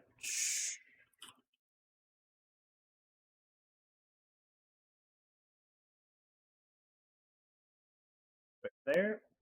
And then you're giving the Bane of Barathun Already to... did. Awesome. And then Thea. Nothing after that. That's it. Okay. I think that's it. Did you update the gemstone or is that a later thing? As far as the update to it, I will edit the item at the end of the session. So Okay. What is the total value of the gems now that the necklace has kind of done the fuse thing? I'll have to ask your nemesis. Well, first off, the necklace itself was still there. It was just the stones. The value of everything is still the same. 317 gold pieces, 17 in coin, 300 in the jewelry. Okay, so let's split the 300 6 ways, since that should split evenly to a 50 each. It's such a small amount. Why don't we just throw in the party funds? It's Yeah. not party Okay, fun. fine. We have a lot of money. But by the way, I already pocketed the 17. Do you want me to get rid of that? Because, No, it's fine. You can take that. We'll put 300 in the thing. You can take 17 for doing all the looting work. Thanks, buddy. His due if there is a diligence. corpse, I will find it. Oh, hey, Zale and Othala, I found this freaky deaky spell book in one of their quarters. Oh, I'll take a look at Can you that. glean anything interesting out of it? I basically jump at him. Like, I'm kind of Right next lunging to at him. him and, like, grabbing Snatch. the book. You shoved me into him. Because we're So secret. 300 to the party fund. Yeah, so I think someone already added it in there. I added it. All right. Yeah, take a short rest. Chilling, eating food, relaxing. No Yeah. problems. I'm using the chef feature while we're in a short rest to prepare food for us for extra hit dice. What do we get? You get. Give me 1 second. You can use a bonus action to eat one of these treats to gain temporary hit points equal to the proficiency bonus of the chef. Yep, you get spend or as part of a short rest, you can cook special food provided equal to 4 creatures plus proficiency bonus, and it adds an extra 1d8 to hit dice when you heal. I didn't see that part of it. That's cool. Yeah, It's that's like a song of up to rest. 1 hour. Saga Oh, rest would we? with food. Yeah, I have a short rest effect and a long rest effect for the 10 hit points. So, Reg, you roll your d8 and you would designate the 4 people that get it. No, it's anyone. I make a number of food equal to 4 plus my proficiency, so I have 7 servings, and you guys have to eat it. And when you use hit dice to heal during a short rest, you add an extra 1d8. Oh, got it. Oh, So okay. it's only Oh. if you actually use your hit dice to heal. Okay, I already Oh, healed, so do I just So- roll another yeah. D8 and add it to my health? So at this in point? the roll hit dice thing, should I just put 1d8 in situational bonus? You can, yeah. I would recommend probably maybe at this point just using your hit die up and trying to heal, and then sharing the food after the fact. Given the fact there's like seven portions. Yeah. Sharing the food, sharing the love.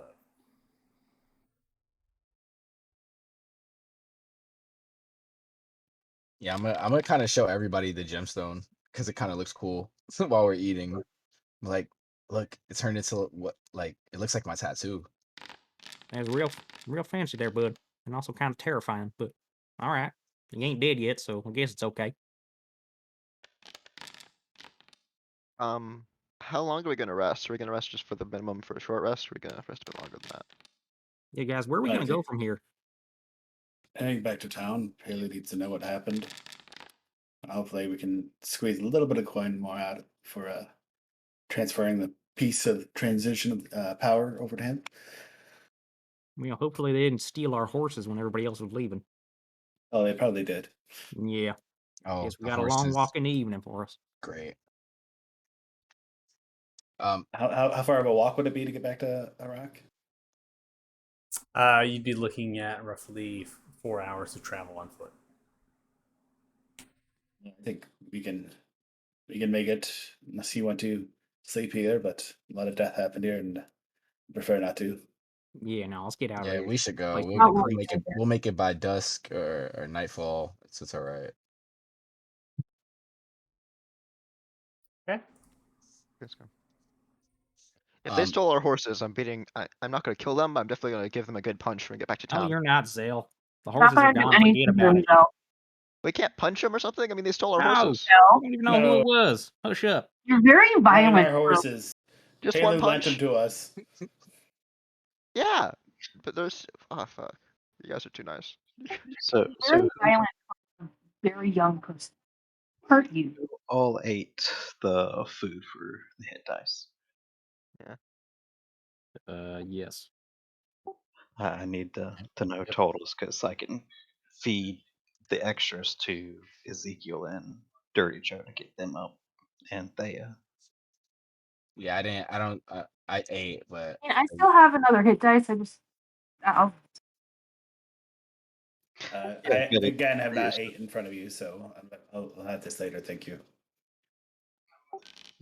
But I mean, it's extra hit dice to heal Yeah. up. Oh, it's a character trait. I'm not going to sacrifice my character for mechanical benefit. Oh no, I know about that. Regbar, I mean, I'm still but eating food, food but that but Reg food, I told food. No, Reg, I told will him eat I- it. I don't eat it in front of people. everything. You eat. I have no issue with Ezekiel eating in front of me or not eating in front of us. I know he doesn't eat. So who ended up with the book? I got it. I was gonna ask if I could read it. See what's in Aw, there. damn it. My character's Maybe- obsessed with magic, so he's very angry. Right next to Joe. Yeah. Yeah, dude, Which- Zell, there's more downstairs. You could go get it.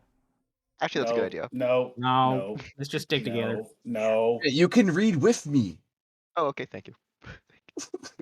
There is a concept of sharing books, right? Yeah, we can. You can just look at it together.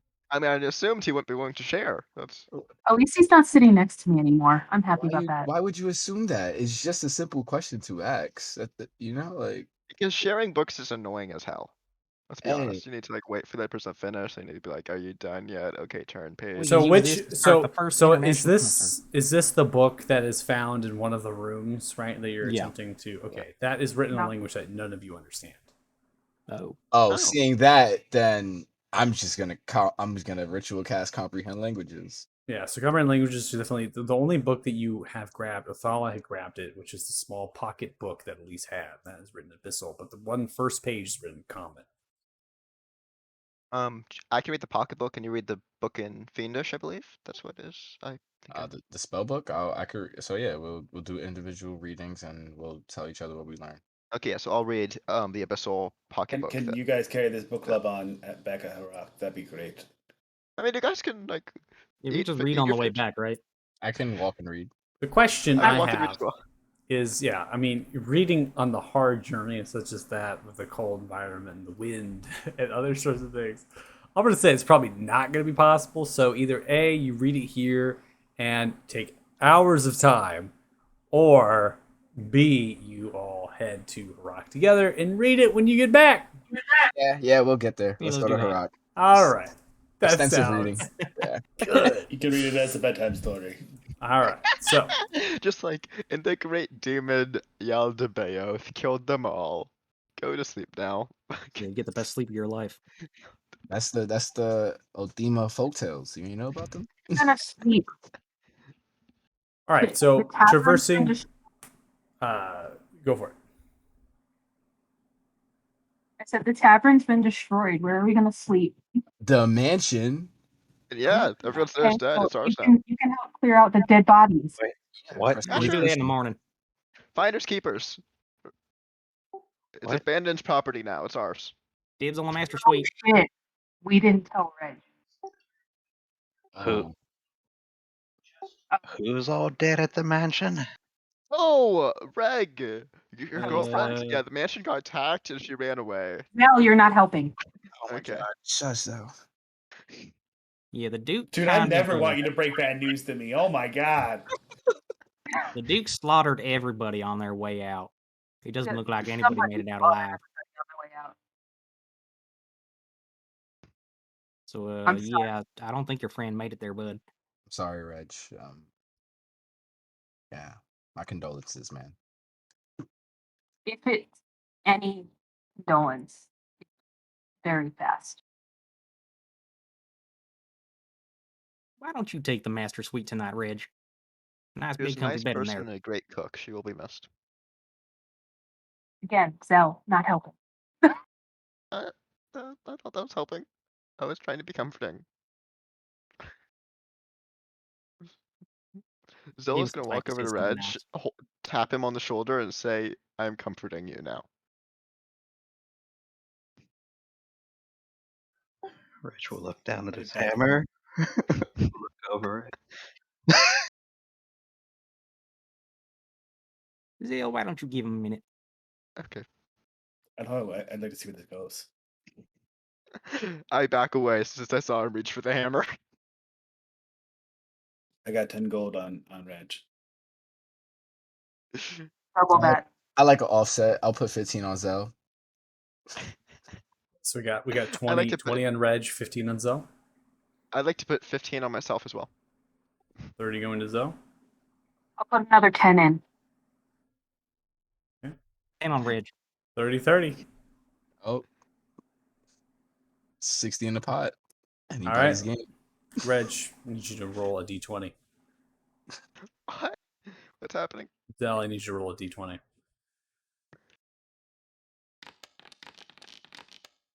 Oh fuck.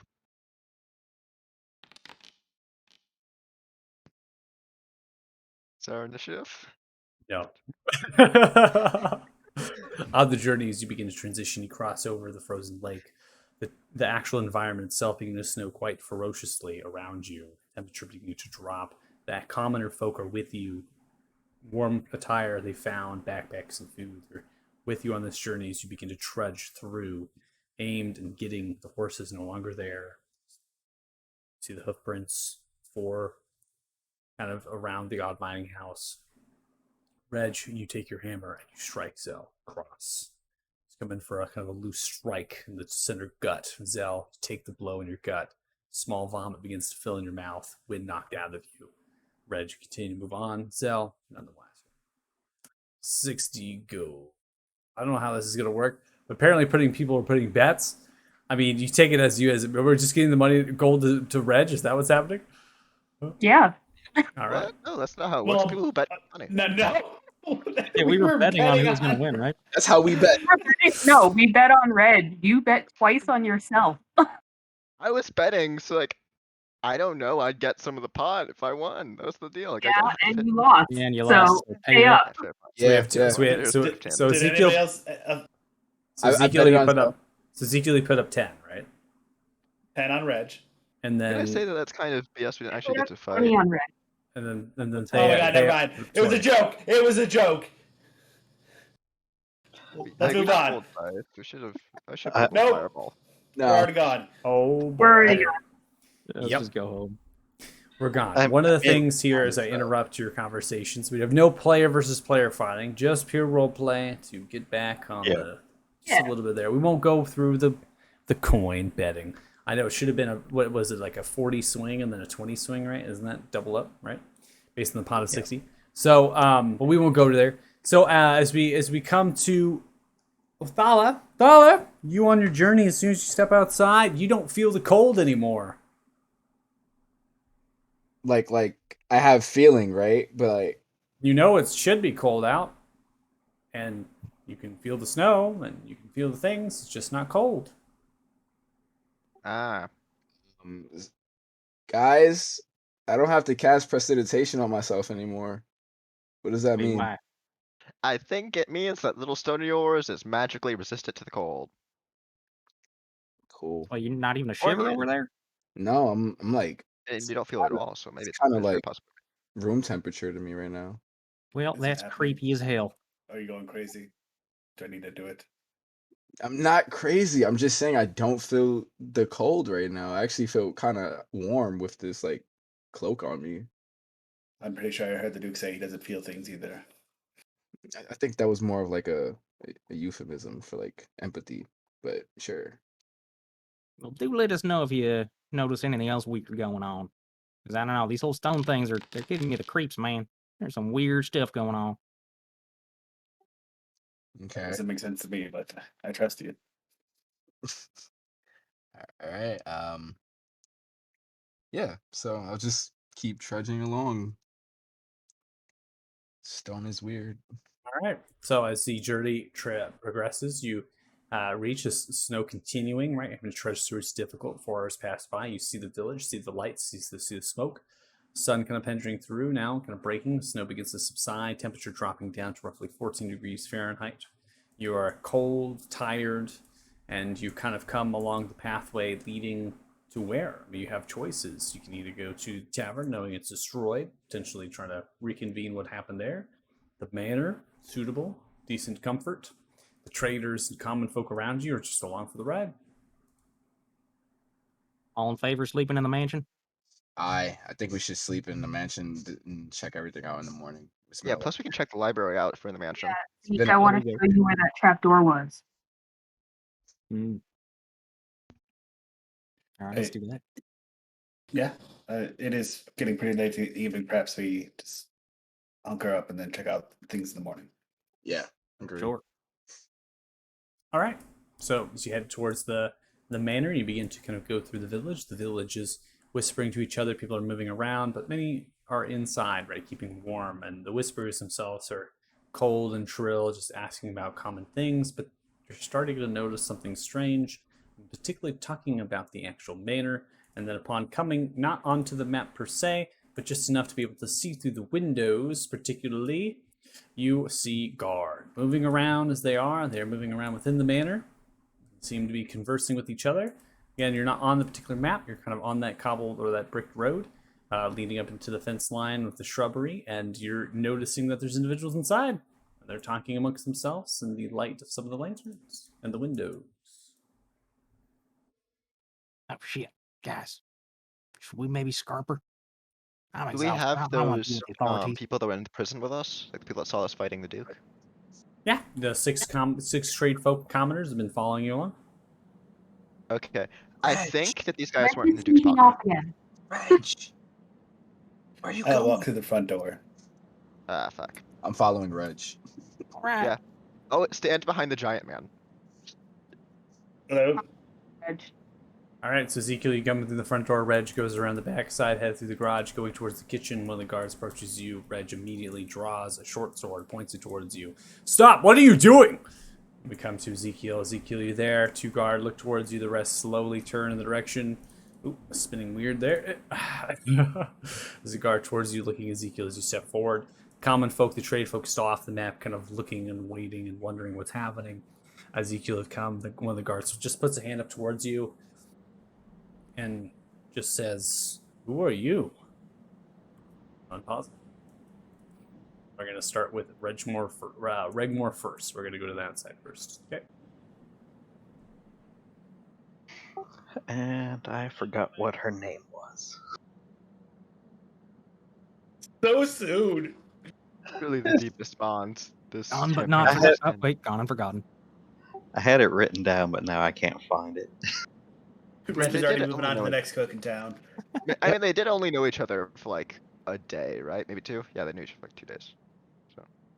Starts with an M. Assume that he knows. Matilda. That's what I guess. I just know Mimi. Ah, it could be Mimi. No, wait, that's Yeah, the what's one. up, Mimi's at the Do you think there's an actual second cook Mimi within? Mimi is not that much of an uncommon name. I It's thought, around Mimi's I was just cafe. like, oh yeah, there is a cook named Mimi. Oh, that's the one on the ship. Never mind. Here's Michael's list of NPCs: Cook Mimi, Cook Mimi, Cook Mimi, Cook Mimi. And then Cook Meme. That you caught me. You caught me. It's all a ruse. It's all just Mimi. It's like Pokemon. They're all Yeah, the cooks all the are nurses. Mimis. They're all related. Her name is Cook Mimi. Regmore, please make an intelligence check.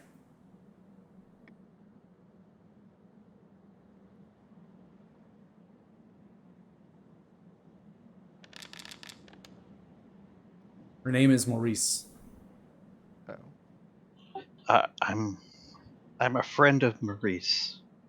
I've heard from my companions that she may have passed. That information hasn't been provided to the rest of the village. Turn your hand around behind your back. You're under Wait. arrest. Wait. Who are all of you? Beauregard, step forward. We just came back from dealing with what happened. If you let us explain, we can actually have an actual conversation about this. We're here. Shut to your check mouth. up. Put your hands We behind your work from back. Palu. We Foyer. answer directly to Palu. Dirty Joe, you're not here. This is just Othala, Thea, and Oh. Regmore on the left side. Okay, sorry. Our companions are in the foyer. We can explain everything. I don't care where your companions are. I just see the three of you, and I know you're headed into an area where we're investigating a murder. Multiple. Returning to the scene of the crime. Did you expect us to be here, huh? You. This is the scene of a crime. How many Dwarf. fucking Put your hands murderers have behind you your back. ever met? Turns around. Don't make me arrest you too. Just can we not do this? We just had a long day. I just need to know if she's okay. Reg will surrender to the guard. He just wants to know if she's alive. Pushes you into the wall, restrains you. Sorry, Maurice is dead. She's been killed.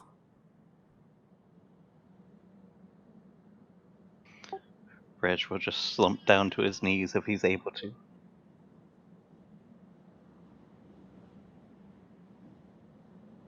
I'm not comfortable being refrained. Don't. I'll go willingly. Just don't. I don't like restraints. What are you all doing here? We Like I just- said, our companions are in the foyer. We can talk there. How's it going? His back, grabs Regmore, begins to push through the garage. Move forward. Fine.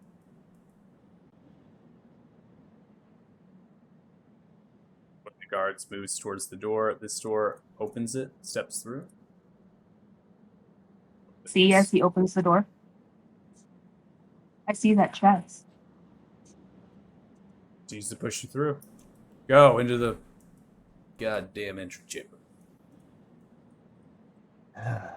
Right, in that time frame, you all three kind of come through. Ezekiel is stepping forward, right? We'll go to your dialogue. So the three have yet to enter. All right, it's happening in real time. So look towards Ezekiel. Who are you? Well, my name is Ezekiel Esco, and just looking around real quick, do they look like the Duke's guards, the miners he hired, or do these look like something completely different? Because we haven't seen like a police force around town. You haven't seen, yeah. So what these seem is very crude armor, spears, short swords, wearing chainmail. They have no kind of surcoats or garments or capes or anything that can give them. Underneath, they're wearing similar to what the miners wear: a lot of wool, a lot of cloth, warmer clothes, kind of pelts and hide. They all kind of have lanterns they're kind of holding, some of which have been put up or put down, right? And there's nothing really about them that designates them necessarily as guard. But they're just armored figures, and they're announcing themselves as kind of in this bravado that you're coming into an area that you shouldn't be coming into. It's the best way you can interpret your passive insight. Given from perceptions and how you've been in the village for some time, you have seen folk like this around patrolling, 2s, 3s of them. Got it. I'm sorry, you must be the guard. There was an incident here. The Duke murdered people, and we tracked his movements, and he turned out to be leading a cult. We were able to defeat them, and you can see these people here behind us, and I'll gesture to the townsfolk and traders and many more that have been rescued. They were prisoners of the Duke and his cult. The Duke and Elise are both dead.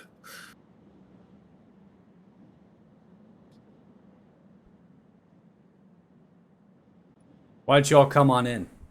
Close the door. I'm gonna go get Landon. Kind of give like a nod to Zell and Joe, kind of like, hey, let's not rock the boat kind of situation. Let's just play along until we can't, Sure. Just trying to be like, obviously we don't want to rock the boat and start an altercation. I think right at the time that I'm giving them that nod, that's probably when everybody else comes in. I'm just gonna nod at Ezekiel. Just nods and then give a slight wink. Give a slight wink. So That's the terrifying. the common folk Wink, are wink. entering into the manor as well because they are in tow, so they're going to be here as well as they can enter in, kind of funneling to the edges here as they're kind of maintaining their positions, unsure of what to do, wearing their adventuring gear of sorts. After that one disappears, that's when Landon has now returned, given the actual name that should be revealed to you as well. That's there. Same guard kind of comes in. Landon appears to be a halfling. With bluish eyes and slightly tan complexion, dirtied face with wiry black hair. It's kind of low stature and height, begins to kind of funnel through. Get out of here! Go! Move! Move! Walks forward. At that point, the rest of you are pulled through into the entry chambers, so you all are here. Some of the guard are kind of moving in unison, kind of giving space as well. It's getting quite crowded.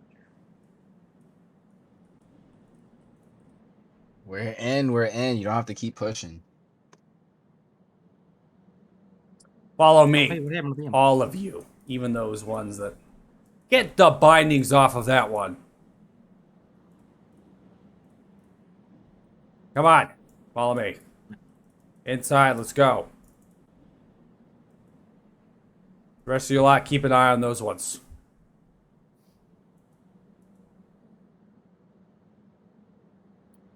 Ugh, it's the first cushion I've sat in damn near a day.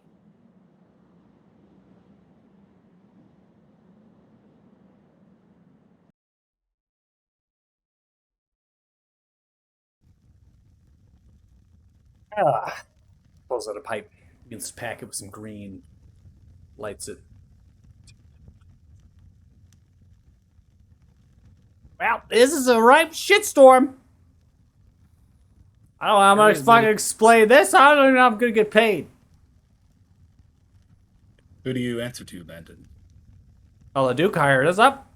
They pay us. Right.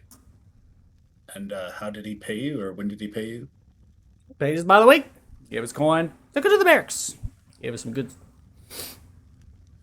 He delivered it himself? Nope. The release.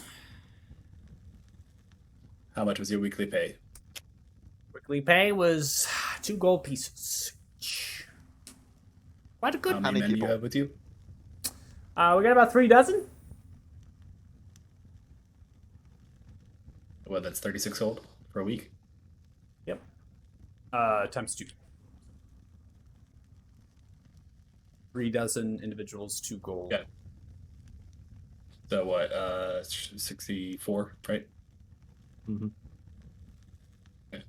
I'll pay that out of my own pocket. Hand it over to Landon. Like, Landon, I know you don't have payment, but the town does need order. Need you to keep the peace. Answer to us for a moment after we have this conversation. And then Pelu will be taking over watch for a little bit. And I'll go on to explain the events of the evening, all of it in its entirety, except for Athala having a matching necklace and getting that necklace. I'll leave that part out. And also relaying what we believe to be that connection between the Duke and the Duergar. I don't necessarily want to roleplay that out because it's a lot of different steps, but Yeah, I would, pulling out a in piece detail, of paper. in all honesty, tell them everything except for this parts that are Athala's business. Okay, so Lane's pulling out a piece of paper, is taking notes, writing it down. This is going to be a long process, right? So we're going to get an hour in here at least, right? Going through the steps of what you're detailing. Takes in. Holy shit! That is fucked. Yeah, that was all. That was one day. Wow. Long day.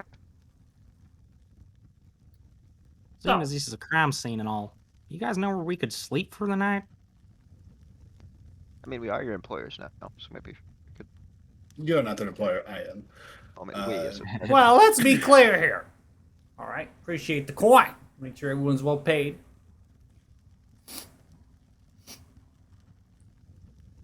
Say it as your story. Might be checking out. I hope so. We're going with you all up to see Pelu Reza. All right. Yeah, sounds good. We work for him You anyway. want to see him now? We're headed right now. I mean, could we go there in the morning? No. Okay. I have 2 dead bodies. And I have you lot I have barely seen, besides in the tavern, which apparently has just been destroyed.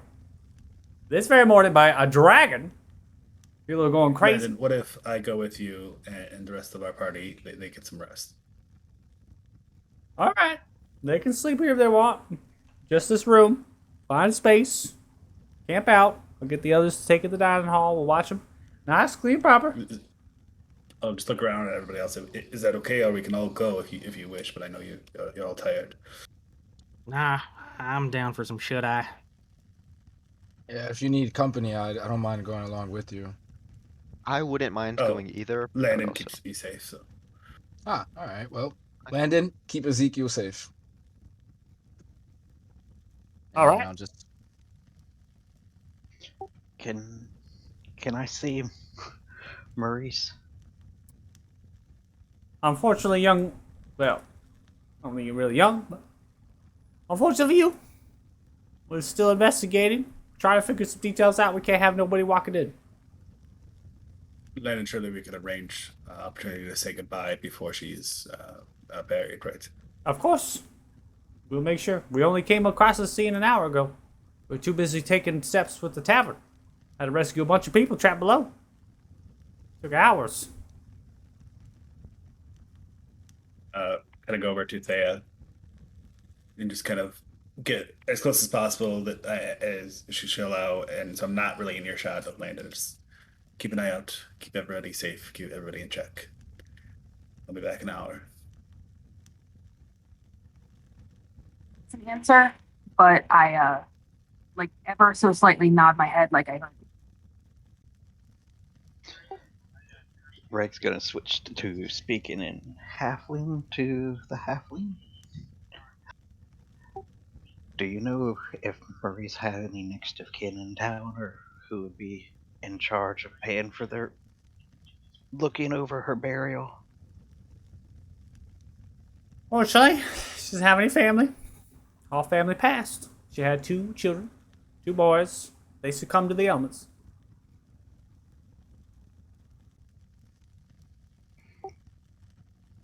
So no one in charge to mourn her passing? Nope. As far as I know, spouse, partner, long gone. Never really seen them. Then who will be in charge of the burial? Grabs by the shoulder. Listen there. What's your name? Regmore. Ragmore? Look, you all settle down and get a nice sleep. Rest up. Let me go with your fine friend here. Speak with Pelu. Understand the whole situation from multiple witnesses about what's going on. Alright? Make sure then we'll take care of it, all right? Okay. All right, you get some rest now. Y'all seem like you've been through a lot. Come on now. To the door.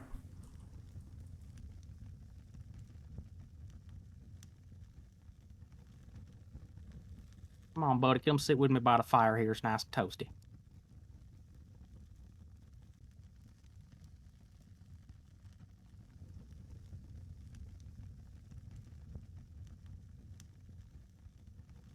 All right, you all can role play in the room if you'd like, if you want to get done with anything, or you're just resting at this point.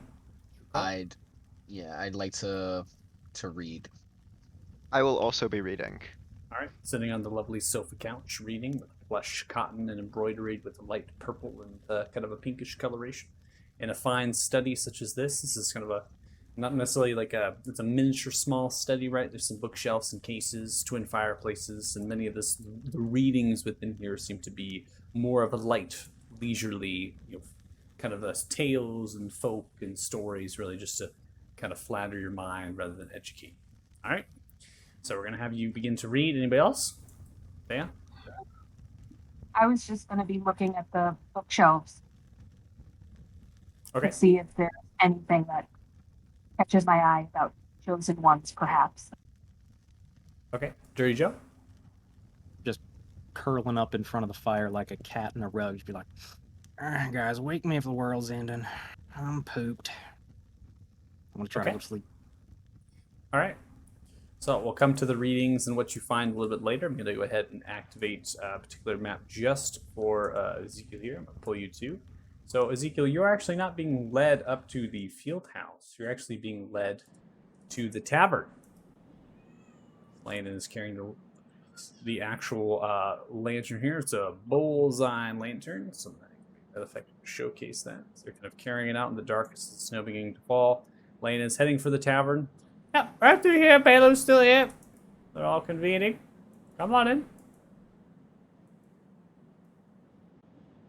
How fucked up does it look in here?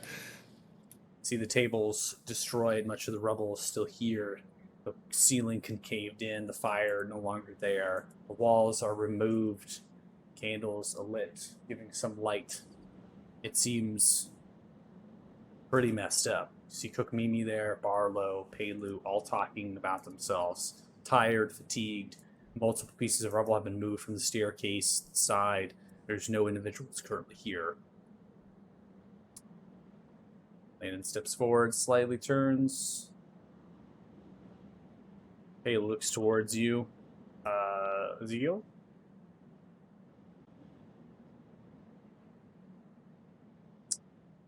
Oh my word. Look at you. You've survived. Yeah, we have a tough crew. Good people. I'm glad. Honestly, did not expect you back so soon. Like I said, they're good people. Barlow's tears dried upon the face. Cook Mimi patting on the back. So, hey Lou, Barlow told me a little bit about you. So we had the Sisters of a Dragon attack. Said you all here. One individual. Did well.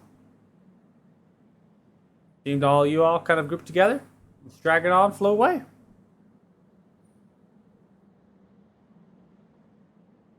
I'm willing to take Lou's your word for it. And understand that you fine folk are just here helping. As Pelu has instructed me and informed me that there might have been some bad dealings going on and some issues that needed to be taken care of. Given what you've told me here, I'm more than willing to work with Pelu, get my guard on the service of the Rock Mining Company. Pelu? It looks towards. Yep, that. More than welcome. It should be fine. I can pay their coin, arrange to continue their service, and we can move on from here. Take over? Yes? Pedro, I took care of the first week. Then I said that you would take on the rest or organize whoever would take that over. Oh, of course, of course. I will do we'll make sure that we move on from this. And we all here in the fine village of Harak, well, we'll come back. Isn't that right, Barlow? Good. I'm gonna build a tavern. It'll all be good. I'll be fine. Well, I think this matter is resolved. I would caution you, Pelu, to start training up a more official militia in case that Duergar problem ever resurfaces. Yes. I suppose that would be wise, yes? I've got a caravan going out tomorrow. Are you all still joining? I will have to talk to my friends, but I think that is our plan now that we've feel a little bit more at ease with what happened here and leaving Harak in your fine hands, Pelu. Yes, my fine hands. Slowly goes and grabs you just on the upper backside. Just pats you on the back. I would, and you figure out what it's worth to you, but my friends and I could use some compensation for a going away gift for leaving your city in such a more fine place. So Of take your time, think course about you'd it. be looking for coin, you cheek. Well, Pelu, you know, if you're good at something, never do it for free. I wish I could hire you, you know? Make a fine individual in my operation. Can you imagine all the coin we'd make? Can't stay down in one place for too long. So Ah, I need the excitement in my life. just yeah. Suppose I will let you get your rest. The caravan heads early in the morning. Sunrise will be prepared, and of course we will wait for you before we depart. Fantastic. Well, you settled that out, Landon, or you satisfied? Yeah, we're all good. Everything's set. I'll take you back onto the manor. Well, I know the place is it's kind of a wreck, and I'm sorry for anybody you lost, but do you happen to have any ale or anything that I can bring back for my friends? Yeah, that's fine. I'll get something. No worries. Slowly trips over the bar. Arlo for Duke. Comes back. Small 3-gallon cask. Gives it to you. Some Marlowe special. Not so special anymore. I'll give him 100 gold pieces for it. Oh, thank you so much. It's enough to rebuild my tavern. Thank you. Of course. To help this world get along, we all help each other a little bit.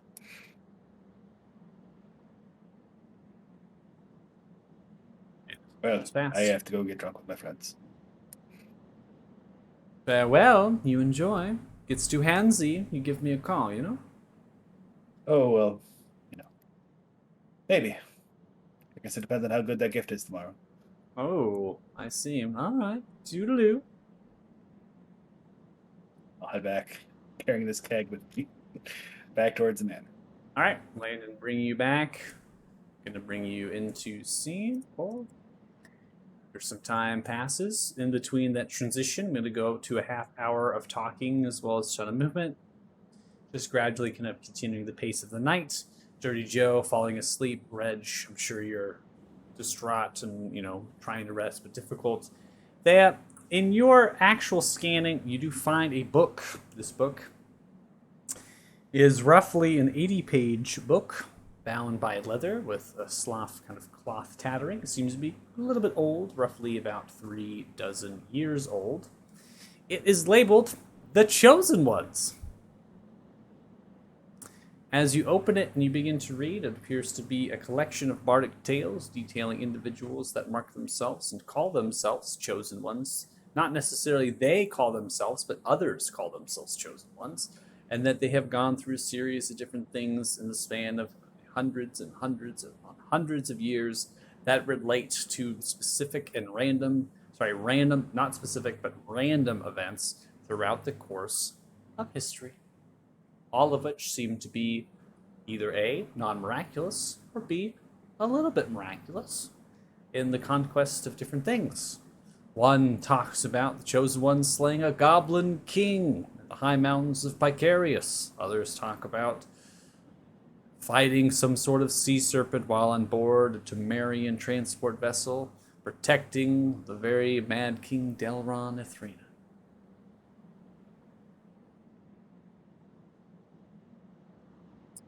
Paula, as you begin to read your particular book here, Comprehending Languages on the Infernal, and then Zell, I imagine you're taking the Abyssal.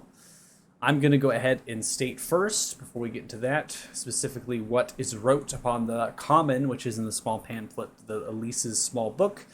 The common reads, "My dearest daughter, I have loved you since the day you were born. Your eyes and smile made each passing day through the darkest times of our lives bearable. If you are receiving this, then I am with Sul Katesh. Do not cry, my honey bear, for I am with your mother in our patron's domain. I will finally be able to smell the late plum blossoms on her hands after she has spent the whole day in our orchard. Listen to my words. You must finish this quest. Reach out to Sul Katesh for guidance and resolve. It is of paramount importance that Umbrian is stopped. Tamaruk cannot reach this plane, not only for our people, but for everyone on this world. I love you, Elise. I will always love you, forever and ever. Your loving father, Fennin."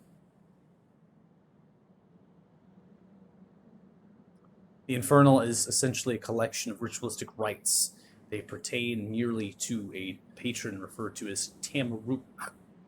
It's mention of some sort of infernal demon, tall, towering upwards of 60 to 70 feet in height, wings with spikes for hands, and large demonic eyes, tendrils of horns, similar to the creature you have faced.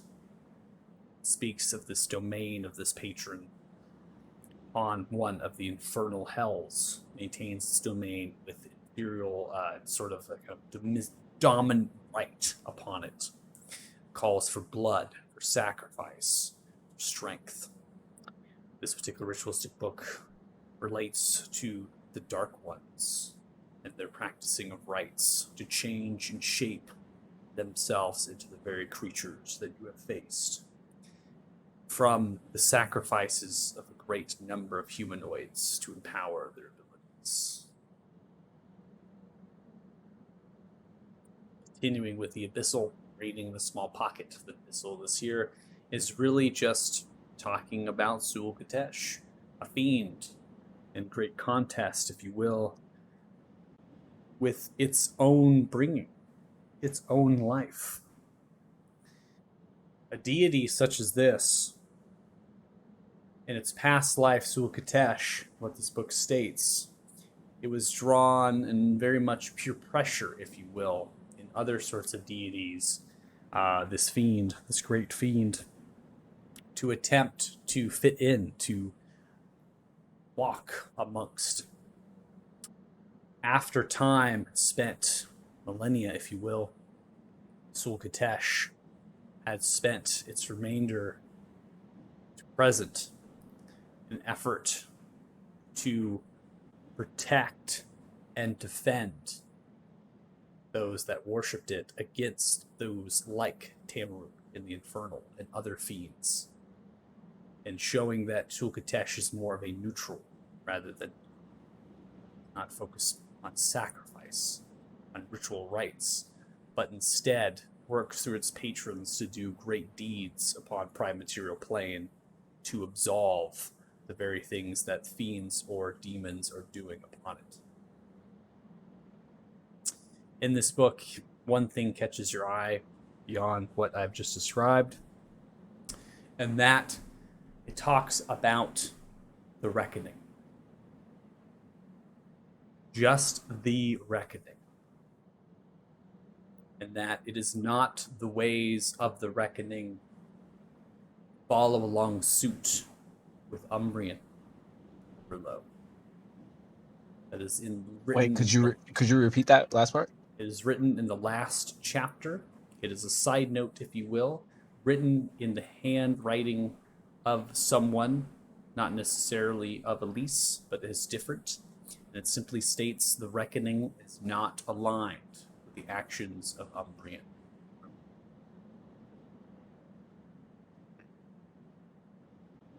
We'll have to investigate this more in our next town.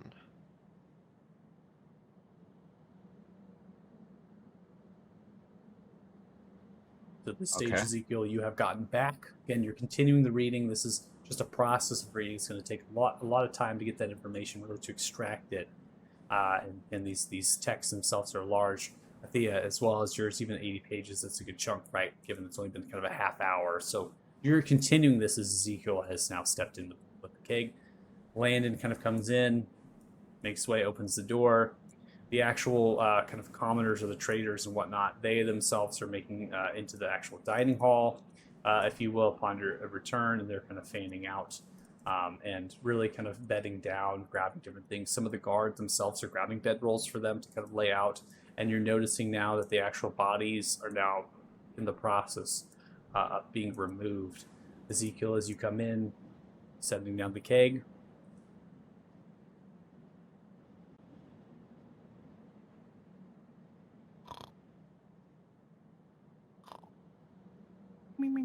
Maybe that's not just sleep. Here's some Barlow special for you.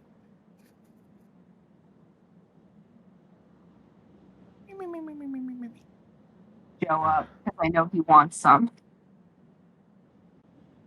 I kind of slowly look up and raise my hand. Well, I'm not going to serve you. Here it is. Oh, okay. Wait, Thea, you Alright. nudged me awake. Okay, fine. You get none. I'm waking you up. Is the Yep. world ending? You want some Barlow special? Oh. Yeah, all right.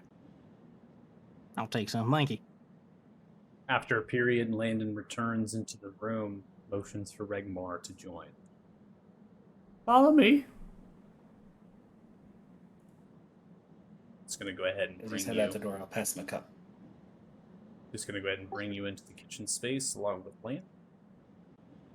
Rounds around. Take all the time you need. I'll be outside. Shuts this door. Thank you. Shuts this door.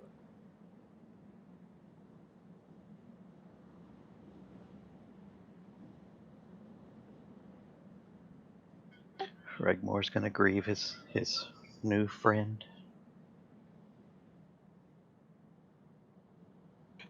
And then, ravage the kitchen. Okay, you grieve the friend and then start ravishing the kitchen. Good man. Looking for any ingredients that he could cook. Anything from the recipe she gave to him. Okay. Sounds good. So you begin to scavenge, trying to find the food. You're more than welcome to at this point. Kind of going through, giving the time, all the time you need. For those inside of the study, right? Those who are not reading, getting the Cat Barlow special, delicious. Getting that rank. It's Barlow special, and you're safe. Been through it. Fight another day. Sleeping off in the manor, studying, going about your business. It seems like perhaps the next day, on to better things. With that, we're going to go ahead and end the session. Let's reach the end of our time. We survived, everybody. Barely, but Did it. That's crazy. Yeah,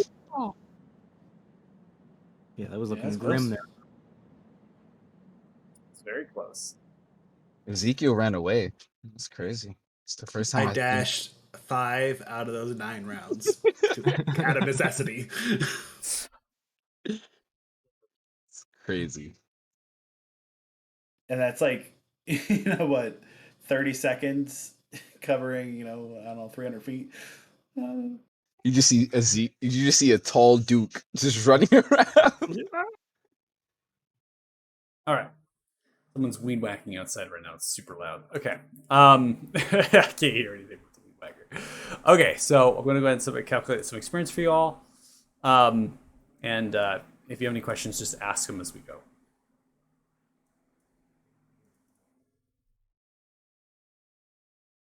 Questions? I Wow. had one question.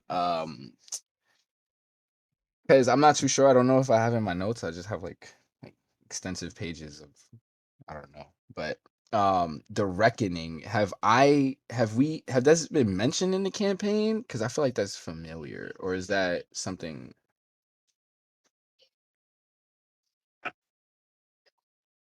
Yeah, What do you I think? thought it was familiar to me, and then I looked at my supplemental stuff, and I don't think it is. Yeah, I did the same. Something else is familiar to me, but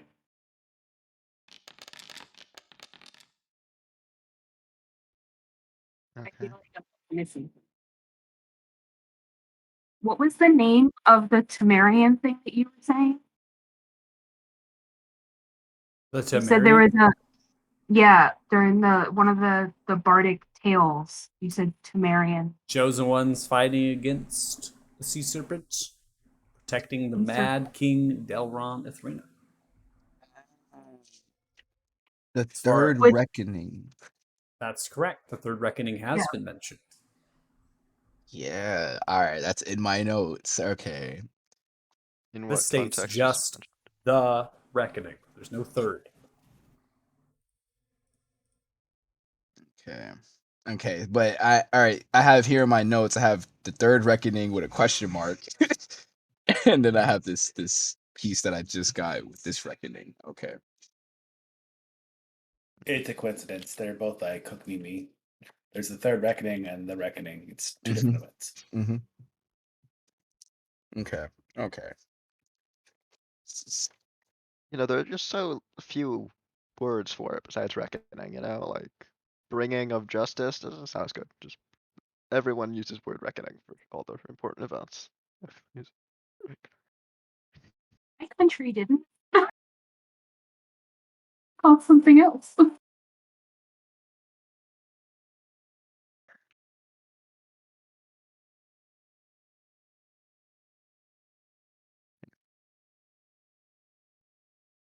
Where Level up. did we hear the third reckoning from? That's what I'm not getting, I think.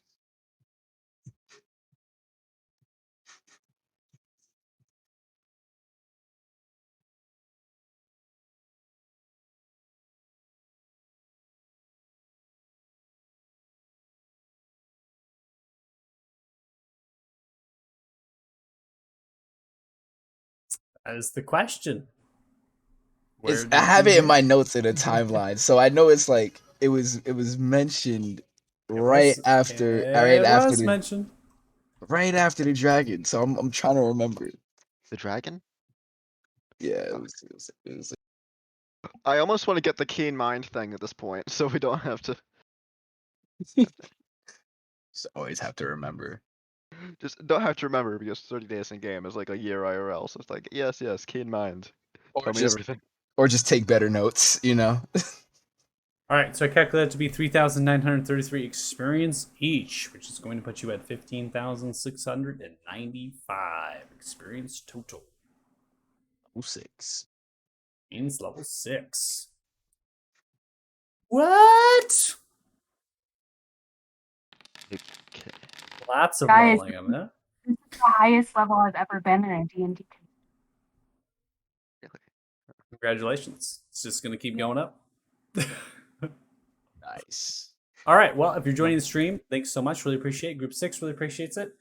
And again, no orphans have been harmed in this stream or D&D or anything that we will be running. In addition, we all do not really know what human flesh looks like. Do you want to make it clear that we don't know that? Okay? So, watching the stream, thanks so much. Really appreciate it. Before Lucas continues to talk, bye! Group 6!